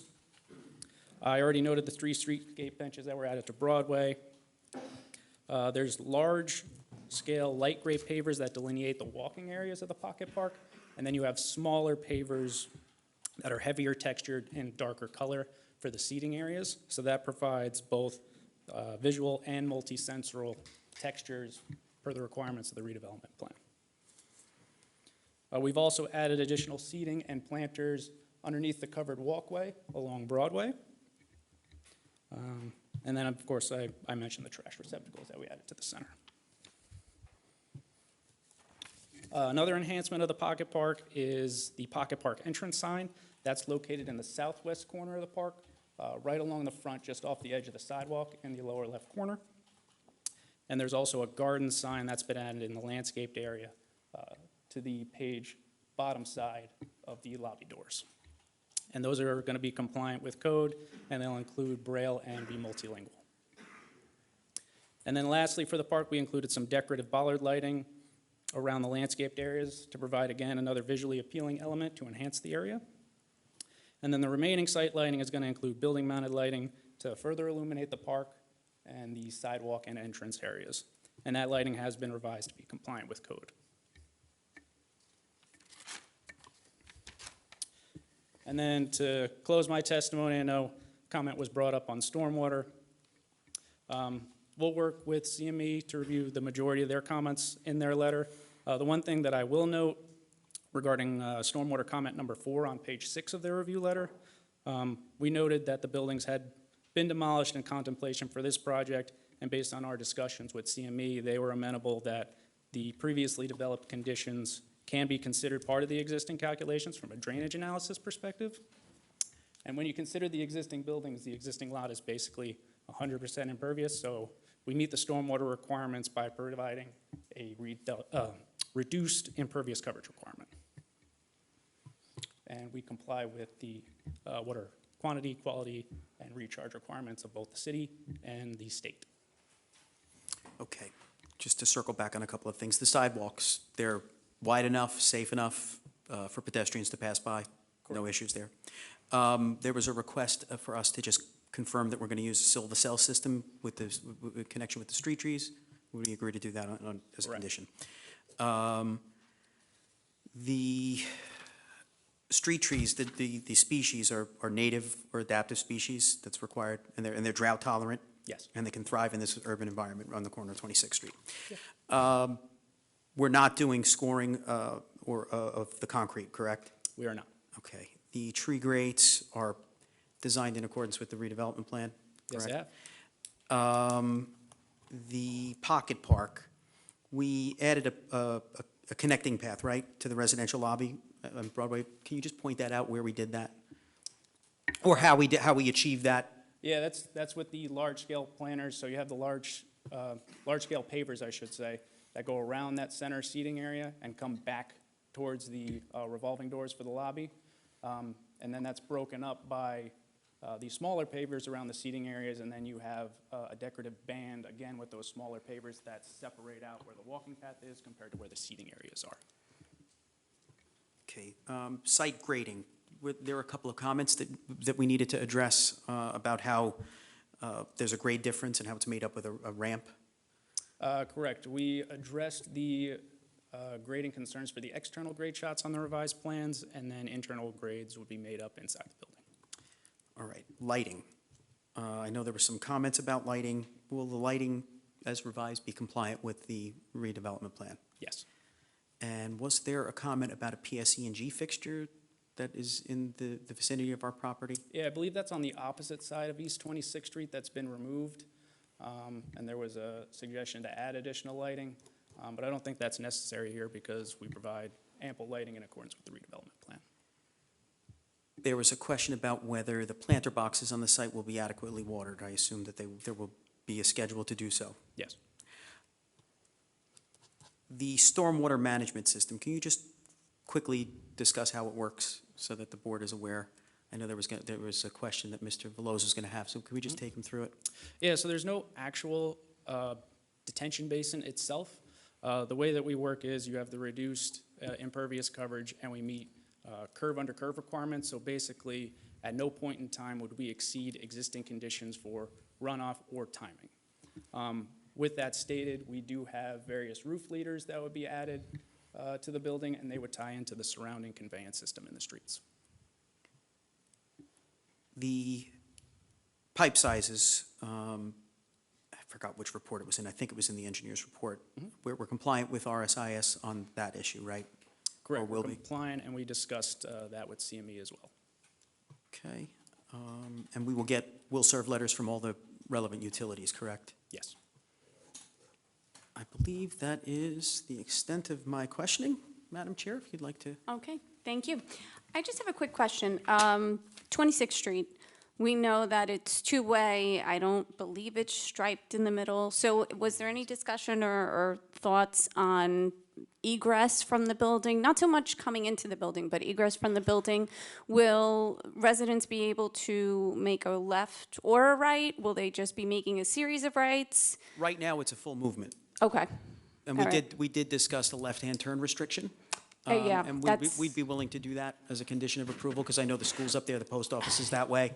And if you're going out of Bayonne, if you're leaving the building and you're going out of Bayonne, you're going to probably make a right anyway. So we would agree to that as a condition. Okay, yeah, That's what you want. that's where my thought process is. I think a right would just be a safer exit. I think coming into it, I think you have enough of a vantage point in either direction, but coming out of it, I just worry about people coming around Broadway and 26, and it's quite narrow, too. I agree, right. And that was what prompted the conversation, knowing that street and knowing how, you don't want to add any more confusion to that street. So we would agree to not make the left out. Okay. Madam Thank you. Chair, though, Yes. if we impose that as a condition, it's still subject to city council approval. Of course. Because they control the streets. Yeah, of course. But I mean, for myself, I think I would be comfortable making that recommendation at least to council. We'll put that in the resolution, and I would imagine Mr. Maselli will discuss that as part of the developer's agreement with the city. Okay. Will do. Thank you. I Yep, appreciate that. No problem. Commissioners, any questions? Yes, I do have another question. I believe that when we're talking about the pocket park, it will be available for general public, correct? Correct. Now, you consider it, or I don't know, haven't mentioned that you're going to keep it with camera and recording videos in that that particular section of the park? And the reason why I ask for that is because if you see McDonald's and Burger King's, always the police is there because a lot of kids hang in there. And due to the beauty of that park, they're going to be transparent to that. It could be probably some incident. If you have camera video recording, I would suggest that you institute that into the project. Yeah, okay. Yeah. We'll make sure we'll have some cameras facing. We have that listed on our site plans. Thank you. Okay. Yeah, I think that can only add to the safety of the neighborhood, too. Yeah. Just in general, it's helpful for our police. Sure. Okay. Any other questions, commissioners? Okay. Anything down the end, Ms. Miller? Yeah, I just want clarification on the roof plantings. Are we doing roof plantings? Yes, there are roof plantings. It's the amenity landscape page of the revised site plans, sheet 9, I believe. Sheet 9 of the revised site plan set. Yeah, so I see a planting plan for the pocket park, but not on the roof. It would be on the revised plans. In either case, yes, there's plantings for the roof, and we'll provide it to you. Okay. Just for the record, other than comment number 4 from the stormwater management section of the CME report, are there any other comments that you can't comply with? No. I have no further questions. Okay, thank you. Ms. Mack? Yes, I always enjoy coming to meetings because I think of things and that I should remember prior to, but I also handle a lot of the Green Acres properties in Bayonne, and if we have a public park, which I think this will qualify with, it will go on the ROSI, the Recreation Open Space Inventory, which I want to tell the board will give us more protection, because then it'll be, it'll be, in addition to any deed they do, it will be on the public ROSI, which is beneficial to everyone. Actually, we have a language in our agreement with the redevelopment agreement that this will, since it is ours and we are maintaining it, that we would not want it listed on the ROSI, because if we wanted to make a change to it, you'd have to go through DEP. And since it's privately held property, we'd prefer not to restrict ourselves that way, and that is in our redevelopment agreement. So the city can enjoy it, people can go to it, we can eat there, read books there, but we prefer not to be listed on the ROSI. And the city council. And Michael, that's a very good point. Unfortunately for us, we found out that the state sometimes takes a differing opinion, and if it's open and it's green, they put it on the RUSI. So, Well- I'm willing to abide by whatever is the outcome of it. I just was pointing out from Yeah. prior experience, and some of them very painful. We had some on Avenue C that we can't get off the RUSI, and, they were in the same situation as you. So we'll check that out. I just bring it up Yep. because I thought of it as I was here, and I'll check it out with Mr. Coffey, and Okay. I'm sure Mr. Coffey and Mr. Skillender will, you're probably right, but we'll check it out because it's happened in the past, not of our making, of somebody Ms. else. Mack, since the state is the higher authority between ourselves and the applicant, whatever the state Well, that's decides, what I'm will saying. control. I Thank- thought of it tonight because we have had this situation. I know Lloyd Booker's not here tonight, but he's very interested in this issue because there were some properties along Avenue C. We did not put them on the RUSI. The state came around and put them on the RUSI. And I think, Mr. Capisano, you've been involved in that also, so, but. Not really, but like I said, if the state decides Yeah. that they want it on the Rossi, it goes on the Rossi, no matter what the city negotiates with Mr. Maselli and his client. Said, and I'm not making a judgment call on it, I'm just pointing it out that it's happened in the past. Thank you. We appreciate that. At this point, are there any members of the public that have a question? Okay, seeing none, thank you. And I believe you're at your third and final We are. witness, your planner? Yes, batting Okay. cleanup, actually third in the lineup, but that's cleanup for tonight. Matt Flynn, our professional planner. Okay, good evening. Hi, good evening.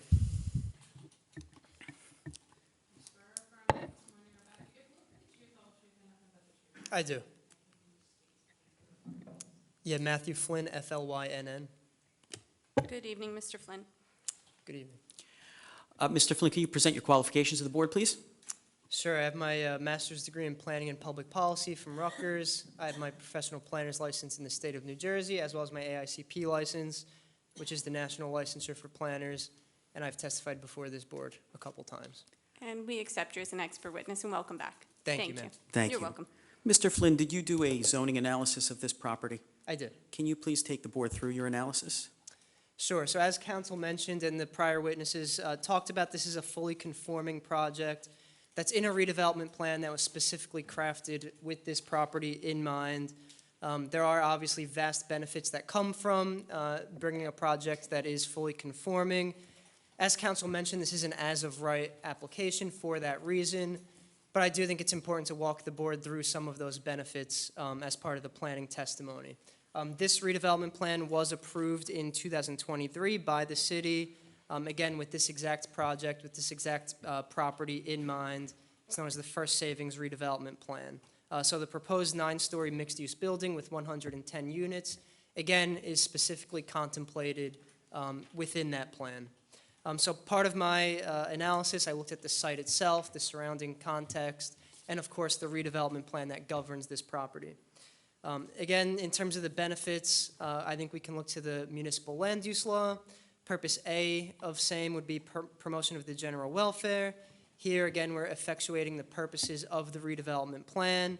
Just to name a few, revitalization of vacant, underutilized land, fostering economic development, providing mixed use, the creation of the pocket park that is a component of the project, and provision of residential population to support local businesses. I believe all of those purposes are furthered with our application. We can also look to purpose G, which is variety of uses in appropriate locations. Since this is a permitted use in the zone, again, the redevelopment plan contemplates this specific area, this specific use, so the compatibility for that use is baked into the plan. Purpose I is desirable visual environment. In terms of the massing of the building, it's all compliant in terms of setbacks, height, coverage, density, parking. These all really speak to the relationship of our project with our neighbors, again, already vetted through the redevelopment plan. Purpose M would be efficient use of land, again, not overdevelopment by virtue of our substantial compliance with all of those controls in the plan there. So the flip side to that would be the negative criteria, no substantial detriment to the public or to the zone plan. In this case, in terms of zone compliance, we comply with lot area, building height, coverage, setbacks. Rooftop amenities, parking, bedroom distribution, unit sizes, landscaping, and there were some design exceptions that were originally noted that we have subsequently removed, which were in regards to illumination, rooftop plantings, planters, streetscape furnishings, and equipment screening. All of that has been moved into compliance, and there was a comment regarding the LEED certification. Noted in the redevelopment plan, the actual certification is not required here, but we are required to demonstrate compliance.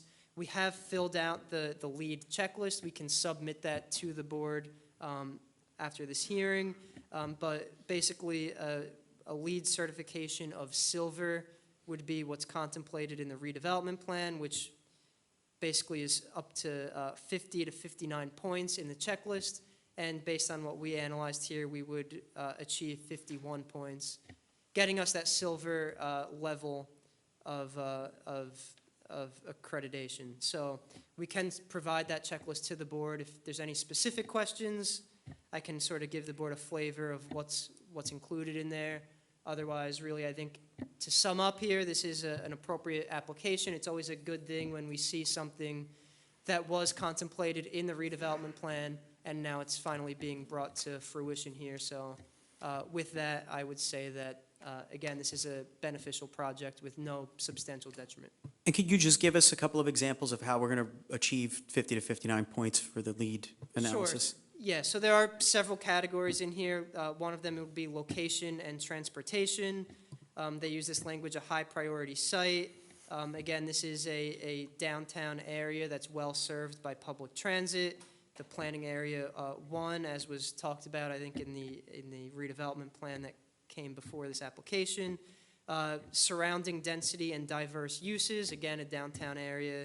Bike facilities, I think we talked about. Reduced parking footprint, again, our parking is going to be inside, not outside. And then there's several other categories, just to name a couple: sustainability, water efficiency, materials, indoor environmental quality, things of that nature. Thank you. Very quickly, the RSIS has applied to a mixed-use building like this for parking. The RSIS does not apply to a building like this, correct? That's in terms of number of parking spaces and parking design, correct? That's correct. Thank you.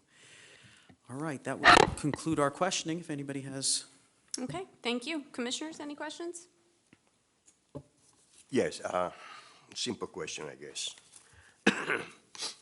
During construction, due to the fact that we have municipal parking and a lot of traffic, because business, like I mentioned before, McDonald's, Burger King, the post office, and the school.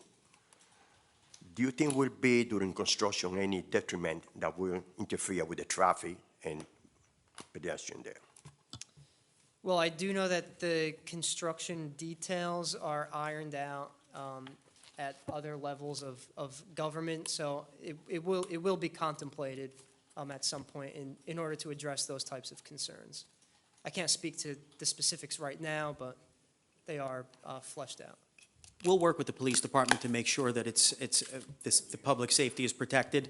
I know there are a couple of police officers, and I think even fire gets involved, to make sure everything is not obstructing pedestrians or putting anybody at danger more than necessary. I mean, it will be a construction site, there will be closures. Definitely. But they'll be coordinated with the city police department and the public safety officials. Thank you. Okay, thank you.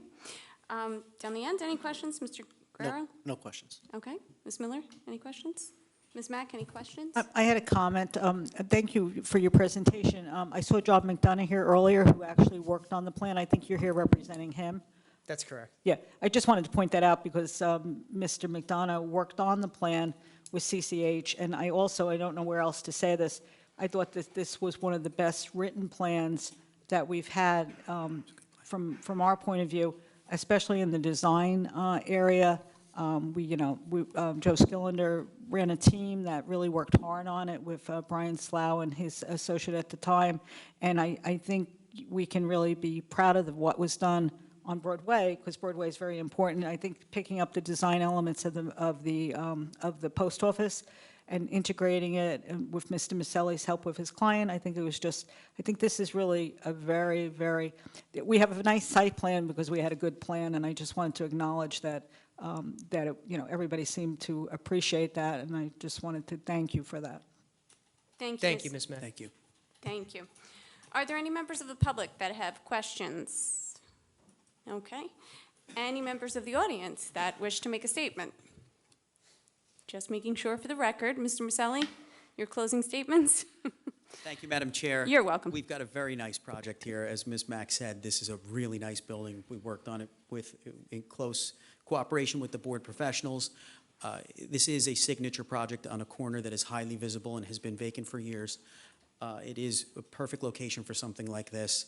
It gives us a public amenity that we don't have on Broadway. We have some pocket parks here and there, but some of them are showing their age, and even the newer ones aren't, I think, as nice as this one will be. So I would ask that the board vote to approve this project. Okay, thank you. Thank you, Mr. Maselli. I would agree. I think this is a beautiful, well-thought-out project. I'm completely in favor for it. I think every step of the way it was well-planned. Commissioners, if there's anything you wish to share, now is the time before we move to a vote. Like I mentioned before, this is going to energize the whole area and benefits the commercials and retail business on Broadway. It's been empty lot since 2021, and we need a particular section developed. Okay, And I do commend and I will support that. thank you. Anyone else? Okay, with that said, I will make a motion that we approve. Do I have a second? Second. And on the vote, please? Yes, Madam Chair, but for the record, we have two major conditions that we want included in the resolution of approval. Yes. One with regard to the pocket park and an easement agreement, and a right turnout only on 26th Street from the parking garage. Thank you for stating that for the record. So with those conditions, and this is a motion in the affirmative to approve this application, Chairperson Fiamonte. Aye. Commissioner Locke. Aye. Commissioner Veloz. Aye. Commissioner Rhodes. Aye. Commissioner Scheibel. Aye. Application's been approved. Okay, thank you. Best of luck with this project. We look forward to seeing it come together. Next on the agenda? Item number 13, public hearing for P-25-020, J-Par Realty LLC and PKD LLC. The site is 21-29, 35 and 37 West 35th Street, Block 183, lots 5, 6, and 8.01. Applicant is proposing to demolish the existing forum gym and seeking preliminary and final major site plan approval to construct a 10-story residential building containing 182 residential units, 216 parking spaces, and approximately 12,051 square feet of public community space. Design waivers are being sought for the RDP Section 6.10D2 and 6.10H, and the submission waiver from checklist item number 1.2. Mr. Maselli. Thank you. Again, for the record, my name is Michael Maselli. I represent the applicants in this matter. It is for property located at 21-29 West 25th Street. I think it's 35 West 25th Street, if I'm not mistaken, and 37 West 25th Street. They're designated as Block 183, lots 5, 6, and 8.01. We all know it as the Forum Gym and have for years. They moved from their small space on Broadway, if everybody remembers that. I do. I went there once a month when I was a kid, even less when they moved. They're looking to reuse this property. And remember before I said that both of these projects are going to offer public benefits. Sometimes, there's tangential public benefits for projects. It revitalizes areas, it creates some energy, takes old properties that are underutilized and puts them to use. This project is going to give us 12,000 square foot community space that the city's going to use. The applicant's going to maintain it. It's going to be virtually cost-free for the city, for programs that the city wants to put in there, for kids, event space, gym space. There's a list of things in the redevelopment plan that it will allow. So we're not just building a building to make money, right? It's 182 units. That's not a money-making center for us, but it's certainly an amenity for us. And I'm included. I live here, and my kids look for space like this all the time, and it's going to be nice for them to be able to go play volleyball or go sing or perform somewhere, because we really don't have new space like that in Bayonne, and this project will allow us to get there. As Mr. Campusano said, this is a proposed 10-story structure. When you hear 10-story, you think it's really big, but you'll see it's designed in a way that there are several step backs, so that once you get to that 10th, 9th, and 10th floor, it's stepped back very severely. So it's not full 10, it's not a monolithic 10-story straight up in the sky. It's really stepped back as it goes up. It'll have 182 residential units. It will have a lot of parking, 216 spaces. That's to accommodate not only the people who will live there, but also the people who will be showing up to the community space. This is a good location for parking anyway, because we have parking within walking distance over at the St. Barnabas facility, and there are a couple other city parking lots in the area, but this will sustain itself in terms of parking demand. As I said, there's about 12,051 square feet of public community space, and after we get through our testimony, you'll see that this application, like the last one, will wind up being an asset right application, and that's entitled to certain legal protections and certain legal actions that the board has to take once we hit all those points. I will say that the items that we asked for submission waivers on, the two items you mentioned from the redevelopment plan, one is a construction staging plan and the other is a trash collection plan. We will submit those, and we asked for waivers of those. We will submit those as part of resolution compliance, which we've done before, and we would ask that the board allow us to do that again. I would like to move all our exhibits into evidence. I believe they've been pre-marked as A1 through A32. I just want to confirm that the affidavit of service and mailing and the affidavit of publication were actually received for this matter, and that we can move forward. Thank you.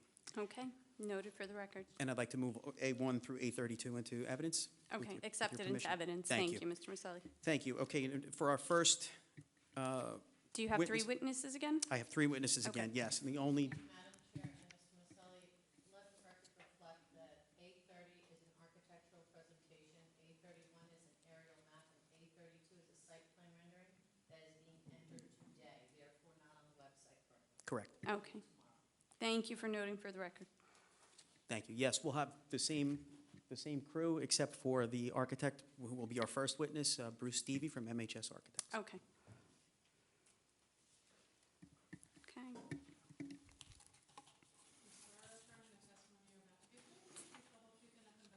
I do.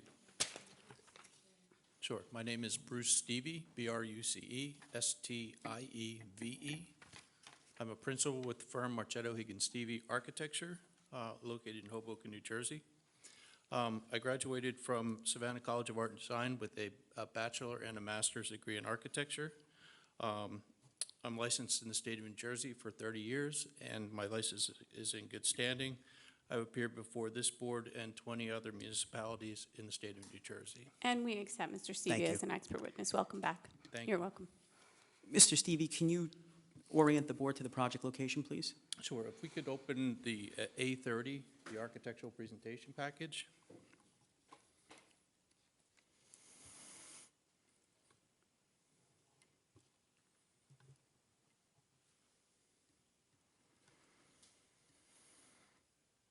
Great.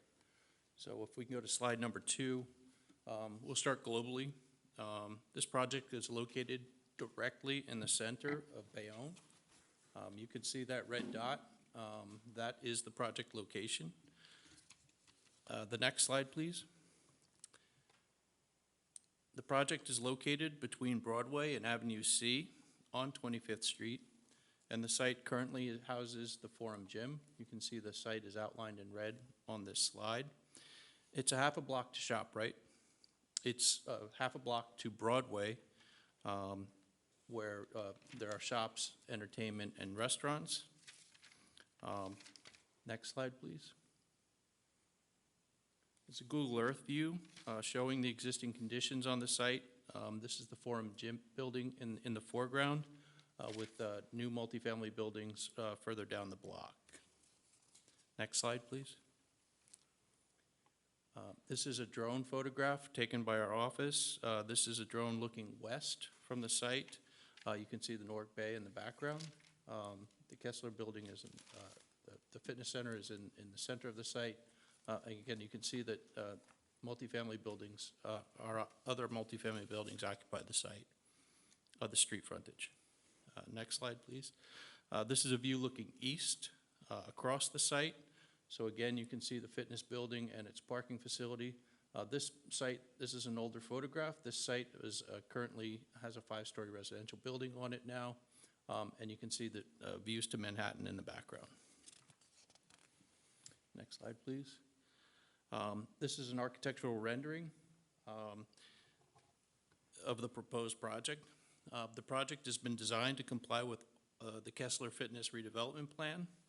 It complies with all the bulk standards, the use standards, and the plan comports with all of the design standards, with the exception of 2 that we'll discuss as we go through the project, and we believe we can get those to comply as well. It is a 10-story mixed-use building with multifamily, 182 residential units, and 216 parking spaces.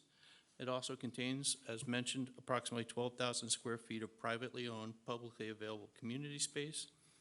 The redevelopment contains a bonus tier system that allows incremental building height and stories and FAR increases in return for bonuses and bonus features for the public and residents of the project. Next slide, please. As was mentioned, the project is located on Block 183, lots 5, 6, and 8.01, and it is 21 West 25th Street. The site is 33,380 square feet, or 0.77 acres, and the building is comprised of permitted residential uses and community uses. It also contains accessory uses such as parking, indoor parking, balconies, terraces, and rooftop spaces.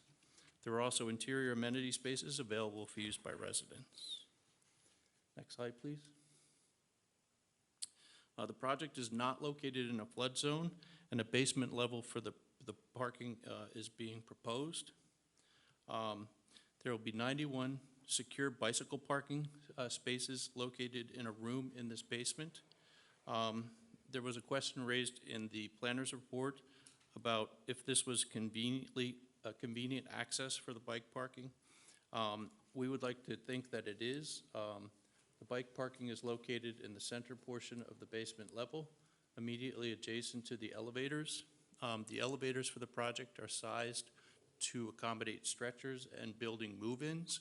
So they're oversized elevators, and I think there was adequate space in those elevators for a person to bring their bike up and go through the lobby and out to the street. Cyclists can come out into the garage and bicycle up the ramp and exit through the garage space as well.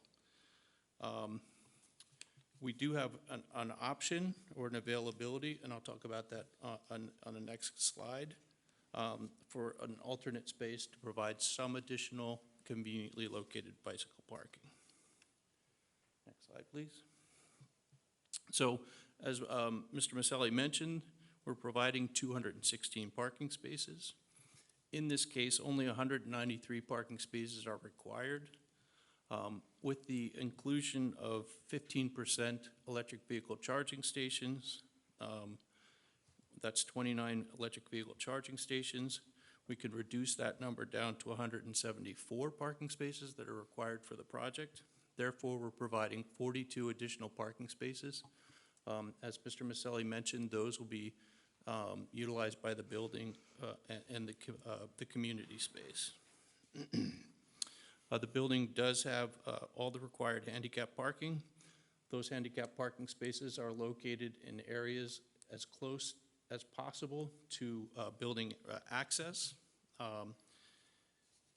There's also a interior building loading area that is accessed off of 25th Street. Delivery vehicles will come into the building and back into a loading area. They can then access the package room. They can also access the back of the elevators for move-ins. And then they can pull out forward onto the street, onto 25th Street. In addition to the loading area for move-ins and deliveries, it is also used for trash collection. As in the previous project, there'll be a trash room on every residential floor with a chute that connects down to a trash room on the first level, where it will be picked up by a private hauler. In addition to this trash area, we've put an overflow area for recyclables in the garage, in this corner of the garage. So building maintenance will take the recyclables from the trash rooms on each floor, bring it down into the storage area, where again it will be held until pickup by private hauler. Both of these spaces will be air conditioned and ventilated so that there'll be no nuisance smells from the trash collection. If you can go back to that slide one more time, I just want to talk quickly. One of the interesting things and the challenges of this plan is we need to provide utility areas and garage access, but the remainder of that facade area left on 25th Street is active uses. The purple color here indicates the use of the residential lobby.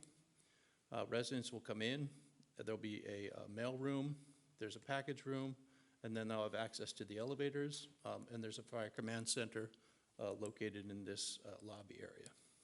Adjacent to that in the terratone color is the community space. So the community space occurs on 2 floors. On this level, there is approximately 3,655 square feet. This floor level has a very high ceiling, so there'll be a tall ceiling in that space as well.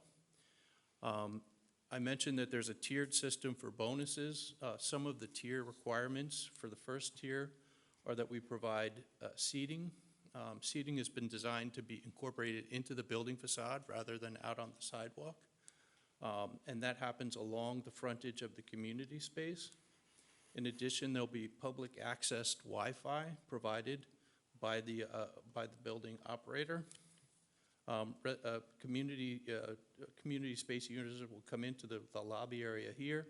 They'll have their own individual elevator that will run up to the 2nd floor. And in addition to that, there is a bicycle storage area for 37 bicycles for the community space. So children that ride their bikes can actually have a secure room to secure bicycles, and they will come down, access the bicycle room off the alley at the side of the property. As was mentioned earlier, the building complies with all of the bulk requirements for building height, yard areas and setbacks, and building coverage. The next slide, please. One of the requests in the professional reports from the city was that we provide additional detail about the audible and visual pedestrian warning device. This is a device a specification that we'd like to use, and we'll incorporate this into the revised drawing set for submission. It has an audible alarm as well as a strobe alarm. Next slide, please. If you can just go up just a little bit more. So I can catch, there you go. So this is a street front rendering showing the active street uses. As I mentioned, we have a garage entrance at the eastern side of the site. Then we have a residential lobby, and then we have the community center lobby. One of the requirements of the redevelopment plan is that each of these lobbies have an individual character, but they relate to one another. The residential lobby has a hierarchy. There's a separation of the building and a significant difference in the materials at the residential lobby entrance. And then the community space lobby has a similar entry canopy, but it doesn't have the significant material change, so it feels like a secondary entrance to the building. You can see also on this the streetscape and the integration of the seating at the base of the community space. Another item that comes in here is there's a series of setbacks, step-backs, and frontage requirements. The first setback that we provide is a 5-foot setback at the 2nd floor to the residential portion of the building up above. So that's meeting one of the tier requirements of the redevelopment plan. The next slide, please. This is a parking level plan, up the second parking level plan. This also shows a detail of the electric vehicle charging stations that we'll be using, as well as the specialized fire sprinkler heads that are needed over the electric vehicle parking spaces. This plan has also been updated to reflect the two egress access points that were brought up in the building construction official's letter. I will also note that we will comply with all of the requirements or all of the comments that he had in his review letter. I also want to note that all of the parking levels of the garage, all of the exterior alleyways, all of the street frontages of this project will be covered by a state-of-the-art camera, security camera, and recording system. So that will be in place for this project. The next slide, please. This slide, I show this slide for a couple different things. One, it indicates the second floor of the community space, and you can see that the second floor of the community space now occupies the entire frontage of the site. This is 8,400 square feet of floor area.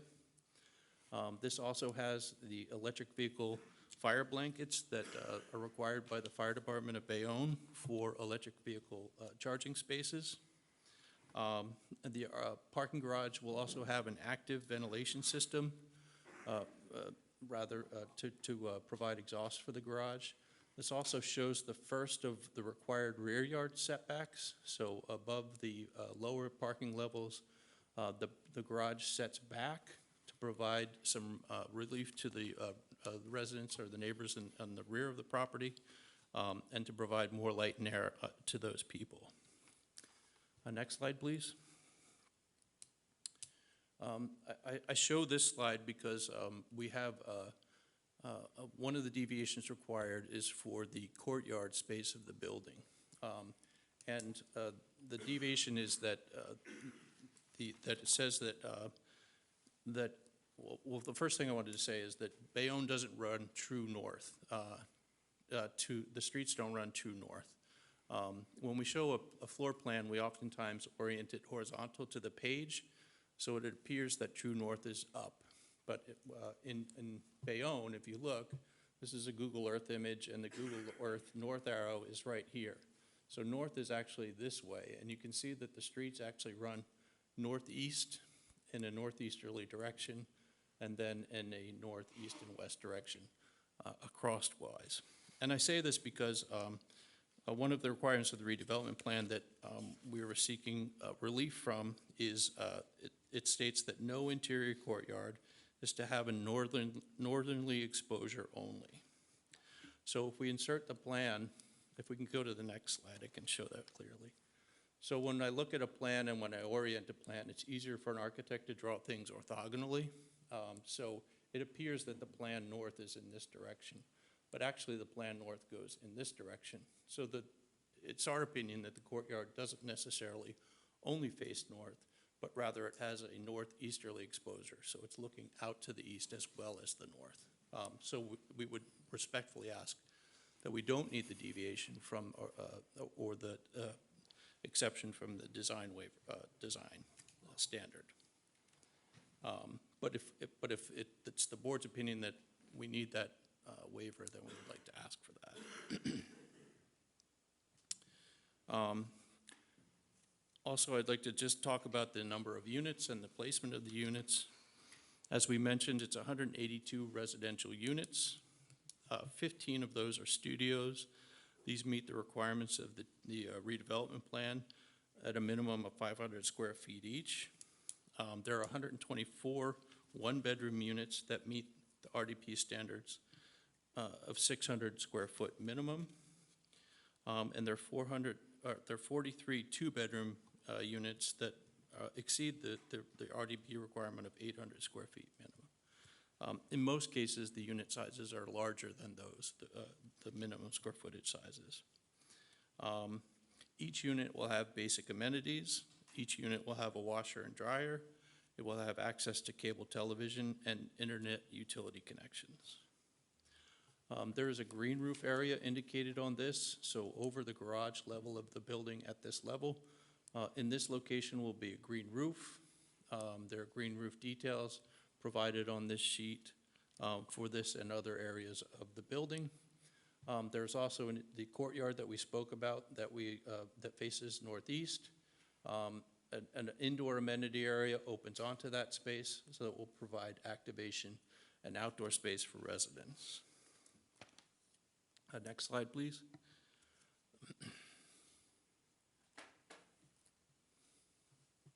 So this is the fourth through sixth floor plans. I just brought this up because there was an error in our drawing labeling. We had the studio and the one bedroom in these locations switched.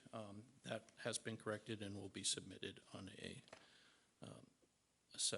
the next set of drawings. Then we can go to the next slide, please. This slide shows the next significant setback in the rear yard. So at the 7th floor, the building steps back again. It's now 20 feet off the property line. And again, this is to provide relief to the neighbors at the rear of the site. Next slide, please. This just shows what our typical floor plan for floors 8 and 9. And then the next slide, please. This is the 10th floor. At the 10th floor, the building sets back again, and we're providing additional outdoor amenity spaces. There'll be private terraces for the units at building edge, and then there'll be two outdoor amenities accessible to all residents through the hallways. There will be a 5-foot buffer setback at all of these roof terraces. And I will discuss the detailing of that in a minute. Next slide, please. This is the roof plan. There's 4,104 square feet of rooftop amenity that is accessible to tenants or residents of the building, with an additional green roof area located on this portion of the roof as well. Again, this roof will have a 5-foot buffer zone that wraps around the entire perimeter of the roof. There's also 2 areas of mechanical spaces that we will be indicating, and these areas will be screened by a decorative architectural feature that will provide visual screening as well as acoustical screening for any rooftop mechanical equipment. The next slide, please. So one of the things we were asked to provide was a detail of the buffer system that we're providing at the edge of the roof terrace.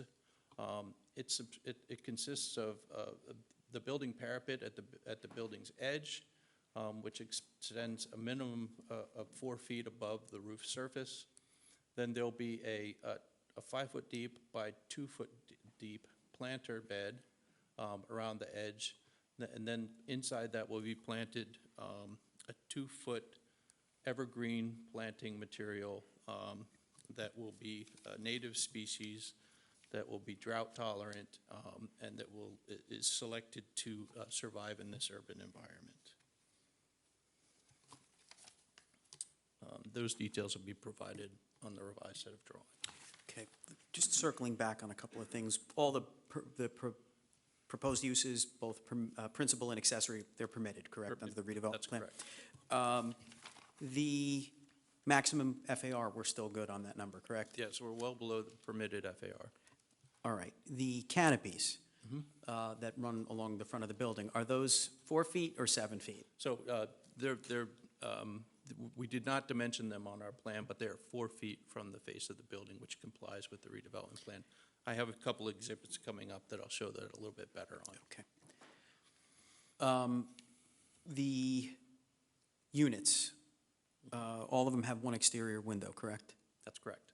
And there is, they all comply with the size requirements and the design requirements in the redevelopment plan, right? That's correct. What's the breakdown? Did we go through the breakdown of the studios? I did. 1s and 2s? There were no 3s, right? There's in no this building? 3s. There's, I mentioned that there are 15% I'm sorry, 15 studios, that's 8% of the units, 124 one-bedrooms, that's 68% of the units, and 43 two-bedrooms, that's 24%.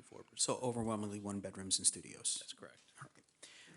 Let's move on to the, so you mentioned that to get the height that we have, there were some density bonus requirements that we had to provide. Yep.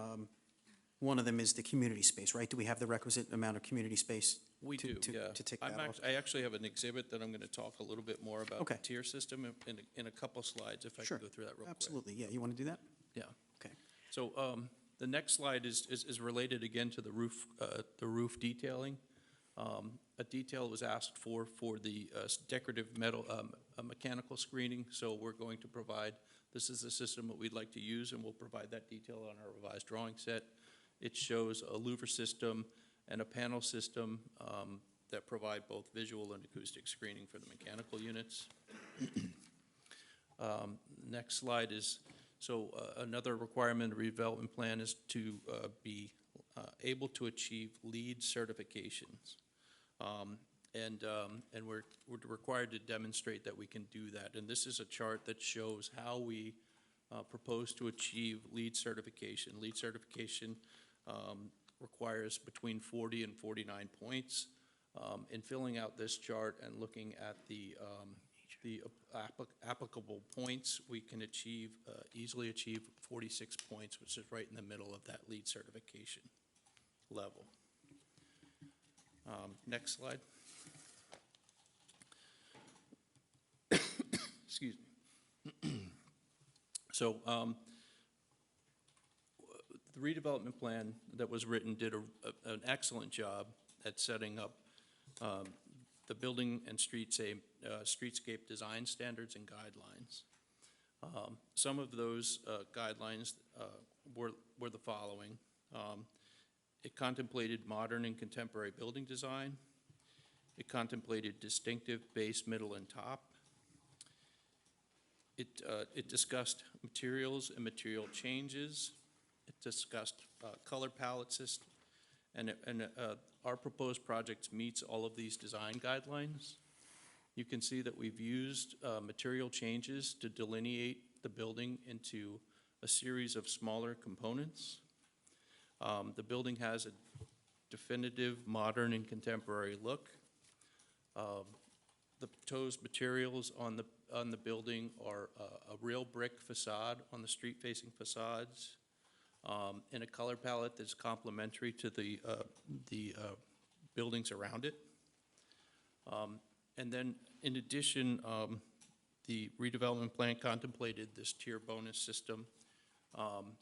In order to the project, the building that was permitted to be built was a certain height and size, and with these 3-tier bonuses, the redevelopment plan contemplated providing bonuses of building height and stories and floor area ratio. So the tier 1 bonus is to provide Wi-Fi or a small book exchange in relation to the community space. It was, the other tier 1 bonus requirement was providing 12 at-street level seating area spaces and providing 4,000 square foot of rooftop amenity for residents. It also required facade articulation, which we meet all of the facade articulation requirements. They could be both horizontal and or vertical. For that tier 1 bonus, building heights were permitted to be increased to a 6-story, 80-foot building and a 5.1 FAR. The next level of bonus, which is called tier 2, incorporates all of the tier 1 bonuses plus an increase of 7,000 square foot rooftop amenity area and the inclusion of a minimum of 5,000 square feet of community space. And for that, if you provided that, you were permitted to go to 8 stories and 102 feet and a 6.4 FAR. And then the last one was the tier 3 bonus. You incorporate all of the tier 1 and the tier 2 bonus contemplations, and then you increase the rooftop area to 10,000 square feet and provide a minimum of 10,000 square feet of community space. So we did all of those tier bonuses to get to the proposed project that you see today. We're proposing a 10-story building, 124 feet tall, and the floor area ratio is only at a 5.2 for the building. The next slide, please, is the 25th Street facade. So as I mentioned, the design standards provide strict controls on materials that are permitted on the building facades. On the street facade, we're proposing, as I mentioned, a real brick facade on that for a portion of the facade, as well as metal panels. I actually brought samples with me tonight of the brick material being contemplated for the facade material. This is just a sample of the brick. The actual brick is a 4-inch thick brick. And then we have two metal panel colors that you can see, the light and the dark on the material. This is called an ACM, or composite metal panel. It has a backing to it so that it doesn't oil can, but it is a solid material. And then a window color to work with those. Also, I'll take a minute to talk about the HVAC equipment for the building. The HVAC equipment will be a PTEC system. This is a system that's designed to integrate with the window frame. Louvers are actually integrated into the window frame system, and it comes as a complete unit on the facade. I'd also like to mention that all of the windows on this project will have similar window treatments to help with the consistency of the building. Then I have the next slide, please. This is the rear facade, or the north facade of the building. And the only difference on the materials on this facade is that stucco material, a true stucco material, is being substituted on this facade and the side facade, a portion of the side facades for the brick material. The next slide, please. This is just a building section, and one of the things that I wanted to show in this building section is the series of step backs that are required by the redevelopment plan and provided for in the building section. It also shows that the community center benefits from taller ceilings to provide for a better variety of uses for the space. And then the next slide, please. Last thing I wanted to discuss is signage. So the intent of the project is to comply with the redevelopment requirements for signage. We're proposing channel letters to be pin mounted to the face of the decorative canopies over the entrances. These are anticipated to be backlit, so there'll be a soft glow behind the letters that stand off from the building facade. They'll have 8-inch letters, and the signage for the building sign will be a maximum of 125 feet, and for the community center will be a maximum of 40 square feet. We don't know exactly what these building names are going to be or what the end use name will be, but the intent is that these signs would meet the requirements of the redevelopment plan. Excuse me. And then the last slide that I have is actually the detail for those signs. It shows a detail of a typical letter and how it's backlit. It shows the dimensions of the letter and the placement of those on the entrance canopies. And that's the end of my presentation. Thank you, Mr. Stevie. Just want to circle back on a couple of small things. Let's go back to off-street bike parking. You said complies, the number complies, correct? That's correct. The one thing I did forget to do, and I apologize for that, if we can go to slide number 10.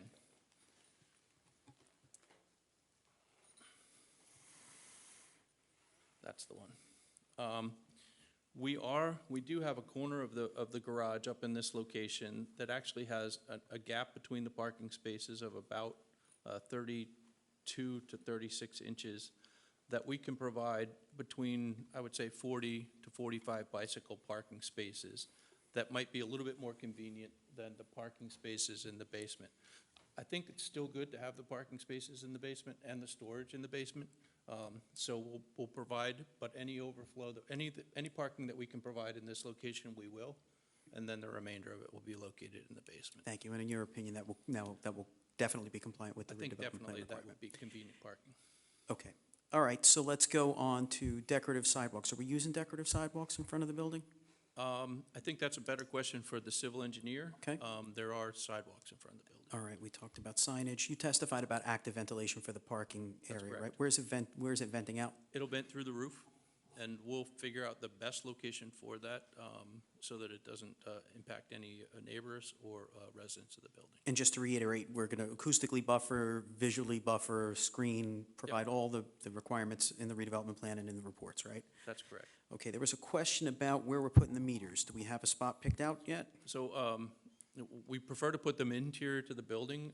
We have space in the basement that could provide meters locations, but we also have a wall along the westerly property line in the alley that could accommodate meters if required.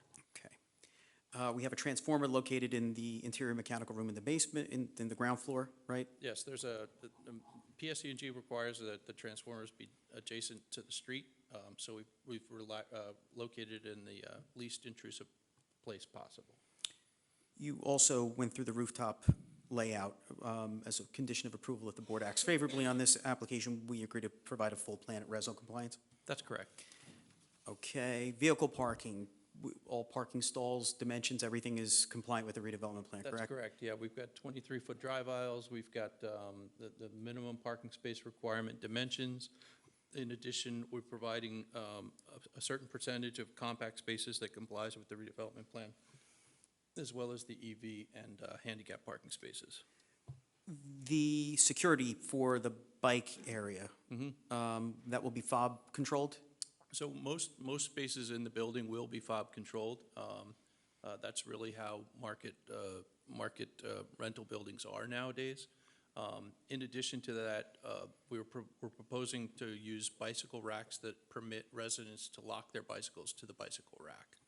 So they'll have their own personal security as well. You mentioned EV spaces. There's a requirement in the plan to locate those in a certain place for ease of access for fire suppression. Sure. Can you just testify to that a So little we've bit? done that as to the greatest extent we possibly can. Because we have a multi-level garage, we can't provide them all on the ground floor level, but we provide them all as close to the entrance to the garage as possible to make it as easy as possible for, in the event of an emergency, for emergency access. Okay. I think that would do it for our questioning. If the board has any questions, Madam Chair? Okay, thank you. Commissioners, any questions? Yes, I do. I don't recall if you mentioned anything about the elevator. And the reason I asked for, because 182 units, at a certain point probably will be over 250 tenants, or probably more than that. Even though that is 121, one bedroom, doesn't mean that one person will live. Could be a married, a mother or father with a daughter or son. And the reason I'm asking, what's the capacity of the elevator? Will it be like 10 people? Or is only one elevator for the whole building, or will it be two elevators? No, so we actually have 3 elevators. 2 elevators service the building, the residential portion of the building. 1 elevator services the community center portion of the building. So, and an architectural standard is for every 90 to 100 units, you provide 1 elevator. So we're meeting the requirements. And as we go through construction documents, that gets flushed out even further. That was my question. Thank you for answering. Thank you. Mr. Guerrero? Yes, just one comment, Madam Chair. So the applicant is proposing a canopy 4 feet into the right-of-way. And per the redevelopment plan, they are allowed to encroach into the right-of-way. However, the applicant will require council approval to encroach into the right-of-way. So we just request that that be made a condition of approval. Okay, thank you. Thank We'll make a note of that. Further questions? Thank you. Ms. Miller? Mr. Stevie satisfied, I think, everything in our report Okay. pertaining to architecture. Thank you. Thank you. Perfect, thank you. Ms. Mack? Thank you. I just had a quick question. You mentioned, you said that the community center ceilings were being built higher. Do you know how many feet it is? I do, Like, I know a typical would be like 10 or 11 feet. And Yeah. is this? unfortunately, I can't see. Oh, that's okay. And I don't want to put you through any trouble. I was just curious. Yeah, I have that, I can get that for you. Thank you.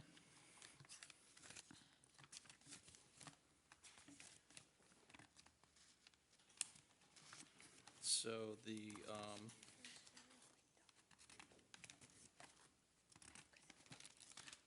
ground floor of the community center, the floor-to-floor height is 20 feet. Okay. So the resulting might be in the 18-foot to 17 to 18-foot range. The second floor has a floor-to-floor height of 15 foot 6 inches, so you can anticipate probably getting a 13-foot ceiling height, a 12 to 13-foot ceiling. Very nice, because as you said, that can expand the type of uses you can put in there. Thank you. Right. Thank you. Are there any members of the public that have a question for Mr. Stevie? Okay, thank you, Mr. Stevie. Thank you. Mr. Maselli? Thank you, Madam Chair. For our next witness, I'd like to call Robert Kaluko as our project engineer. Okay.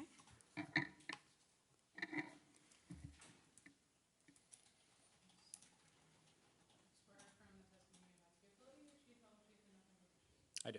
Okay, and we obviously accept Mr. Kaluko. He was you. just here. Thank you. You're welcome. Mr. Kaluko, can you just take us through, well, actually, just give us the orientation of the site again from a civil perspective? Sure, if we want to bring up, I think it's Exhibit A31. It's a titled Aerial Map Exhibit, dated today. Just gives a Google aerial view of the site and the surrounding area, which I believe the drone photos were a good help for that.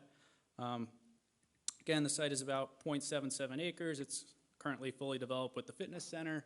And then one thing that I will note that's also on the property is it's an associated paved parking area, which is along the west side of the site, which includes a full movement driveway to West 25th Street, also in that western corner of the site.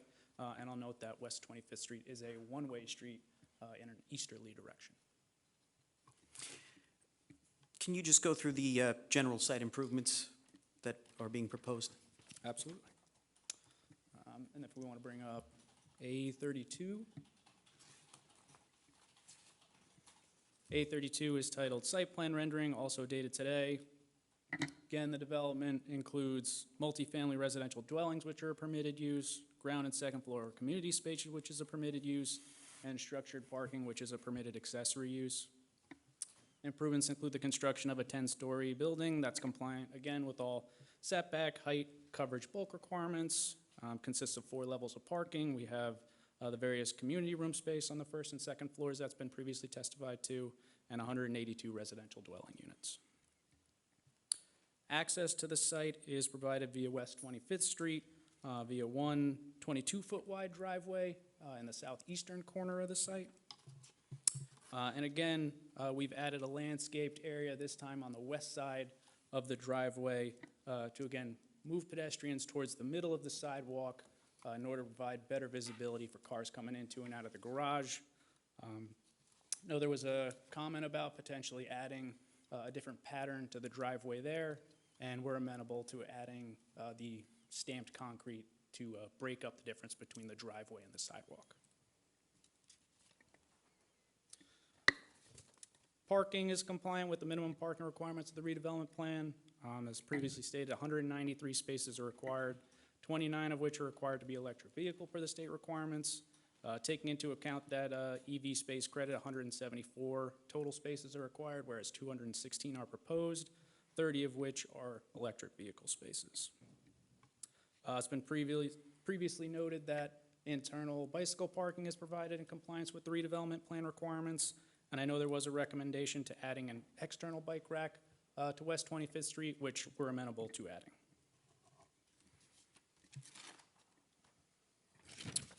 Regarding the streetscape, we have a new streetscape which has been designed with the redevelopment plan, inclusive of new concrete sidewalks that will not include a scoring pattern, 4 street trees that are equally spaced out, Benches are provided both along the building side within the insets of the building, and we've also added additional streetscape benches along the curbing of the sidewalk. And then additionally, there are trash and recycling containers within the sidewalk more towards the center of the layout. No, there were a couple of recommendations that were listed in the planner's letter. The applicant's amenable to adding planters along the building frontage where we can. There's limited space based off of where the doors are, the transformer vault, and the benches, but we'll look to include some additional ones. I know there was an inquiry again about adding a fifth tree here. I believe the redevelopment plan requires a minimum of 35 feet spacing for the trees. And when you take into account, there's an existing drop-off zone immediately to the west of the driveway, a couple utility poles that are there. With a 35-foot spacing, it's more practical to have the 4 street trees there. And then lastly, there was the request to revise the street trees to include that soil cell system, which we will revise on the plans. There is an existing gas main that runs along the curb line, so as long as it doesn't conflict with that, it's not a problem.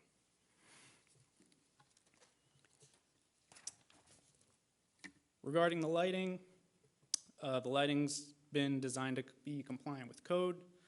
There's about 15 building-mounted lights along West 25th Street, and then we have 3 building-mounted lights along the western side where that sidewalk alleyway is.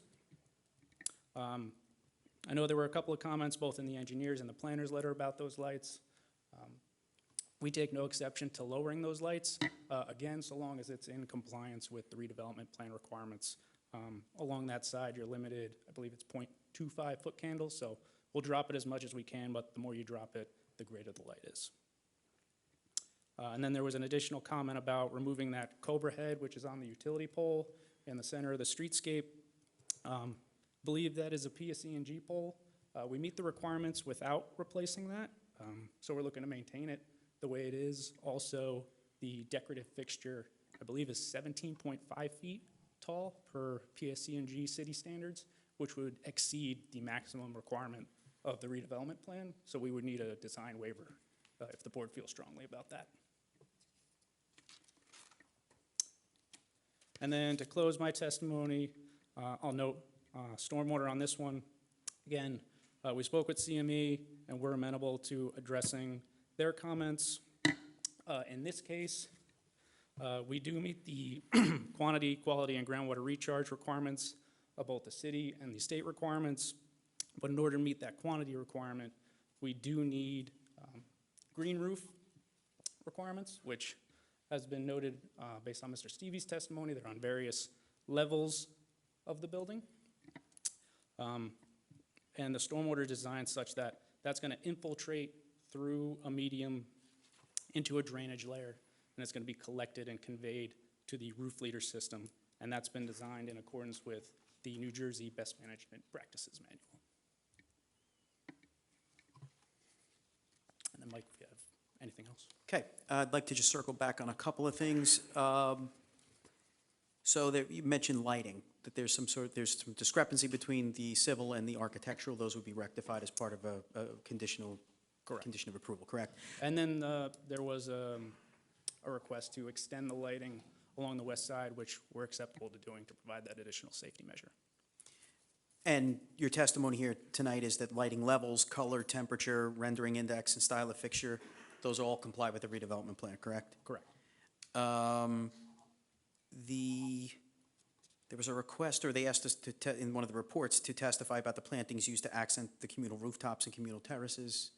Are we willing to work with the board professionals to satisfy that comment? Absolutely. There was a comment about tree caliper that referenced the underlying zoning, which doesn't apply here, but would we be willing to go from, I think we're at 2.5 to a 3-inch caliper? Yeah, that shouldn't be a problem. Okay. Will the plantings all have automated watering in the front of the building? Yes. Okay. I think that's all I have for Mr. Kaluka. So if you'd like to. Okay. Commissioners, any questions? Okay, any questions down the end? Okay, Mr. Guerrero? Just one comment, one question. Just for the record, are there any other comments or any comments that you can't comply with? No. No. Okay, no further questions. Okay, thank you. Ms. Mack, any questions? Okay, thank you. Okay. Any, no? Yeah. Any questions from anyone from the public? No? Thank you. Okay, And we'd like Your third to, and final witness. yes, Mr. we Flynn. call Mr. Flynn as our professional planner. Hello again.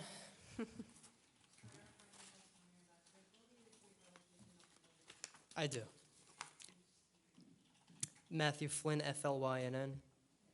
Okay, welcome back, Mr. Flynn. We accept you as an expert witness. Thank you. You're welcome.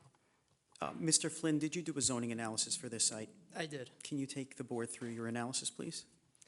Sure. So as we just heard, this is another substantially compliant redevelopment of a property that's in another redevelopment plan. Just as I did in the last application, even though I think pending the board's consideration of certain design requirements, I think that this is a completely compliant application in respect to the redevelopment plan. So just as I did with the last application, just to walk the board through some of the project benefits, despite this being an as-of-right project, as council indicated. So we are in the Kessler Fitness Center redevelopment plan. We're proposing a 10-story mixed-use building with 182 residential units. Again, all of that is permitted within the redevelopment plan. So again, part of my analysis, we took into account the site itself, the surrounding context, as well as the redevelopment plan. In terms of the benefits of the application, we can look to the municipal land use law. Again, purpose A, promotion of the general welfare.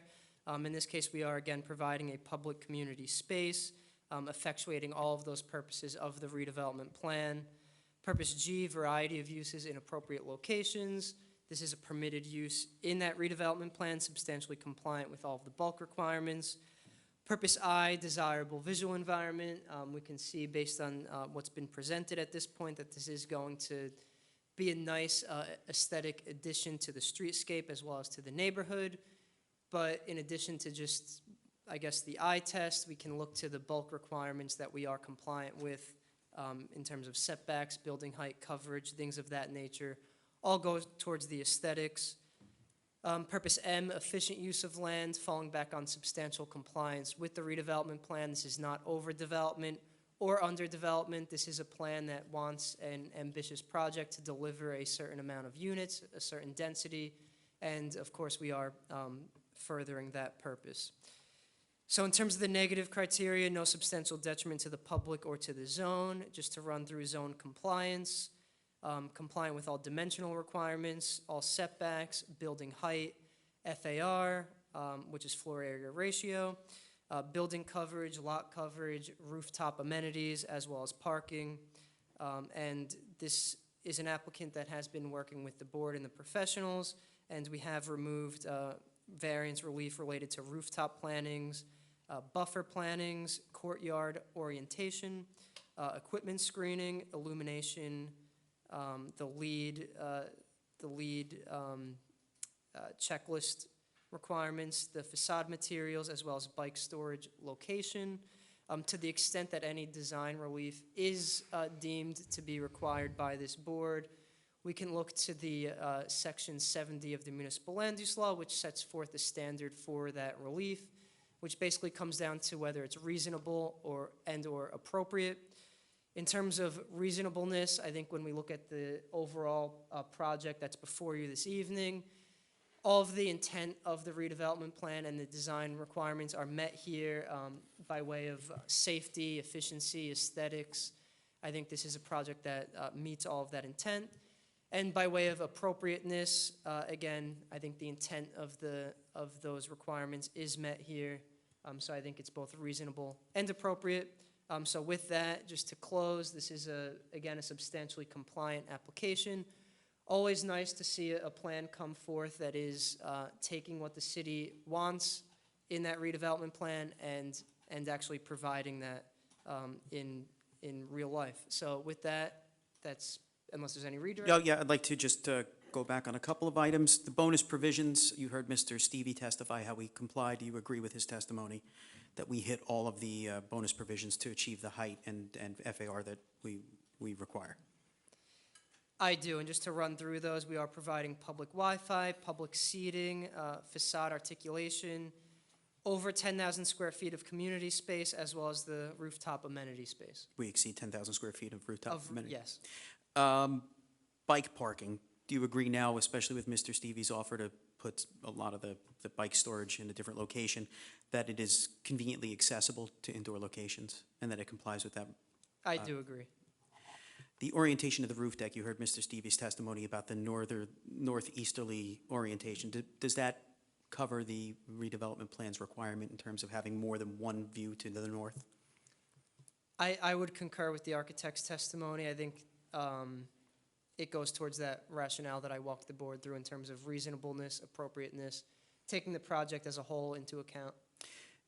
LEED, can you just take us through what the LEED worksheet might look like on this application, which doesn't have to achieve, it doesn't have to show that we reach silver on this one, right? This one is just a little bit lower, right? Or Yeah. I think it's called bronze, yeah. Yeah. So in the other application, we required to go over 50. Here, I think the requirement is to just go up to or exceed 30, which we do, and again, we can submit that checklist or worksheet. We are providing the cool roof, open space, green roof, and so that's one of the nice things that this application is offering, among many other things that the checklist covers. Just to circle back on the building facade materials, I think Mr. Stevie testified to this, but there was a question about whether we were going to use brick and cementitious stucco. We are proposing a compliant building materials package, correct? Correct. All right, and one thing I don't think I asked Mr. Stevie is the building security. We will have cameras around the building and inside the parking area, correct, for safety? That's correct. All right. Your EIS will be updated to include existing and proposed conditions plans as they've been presented to the board?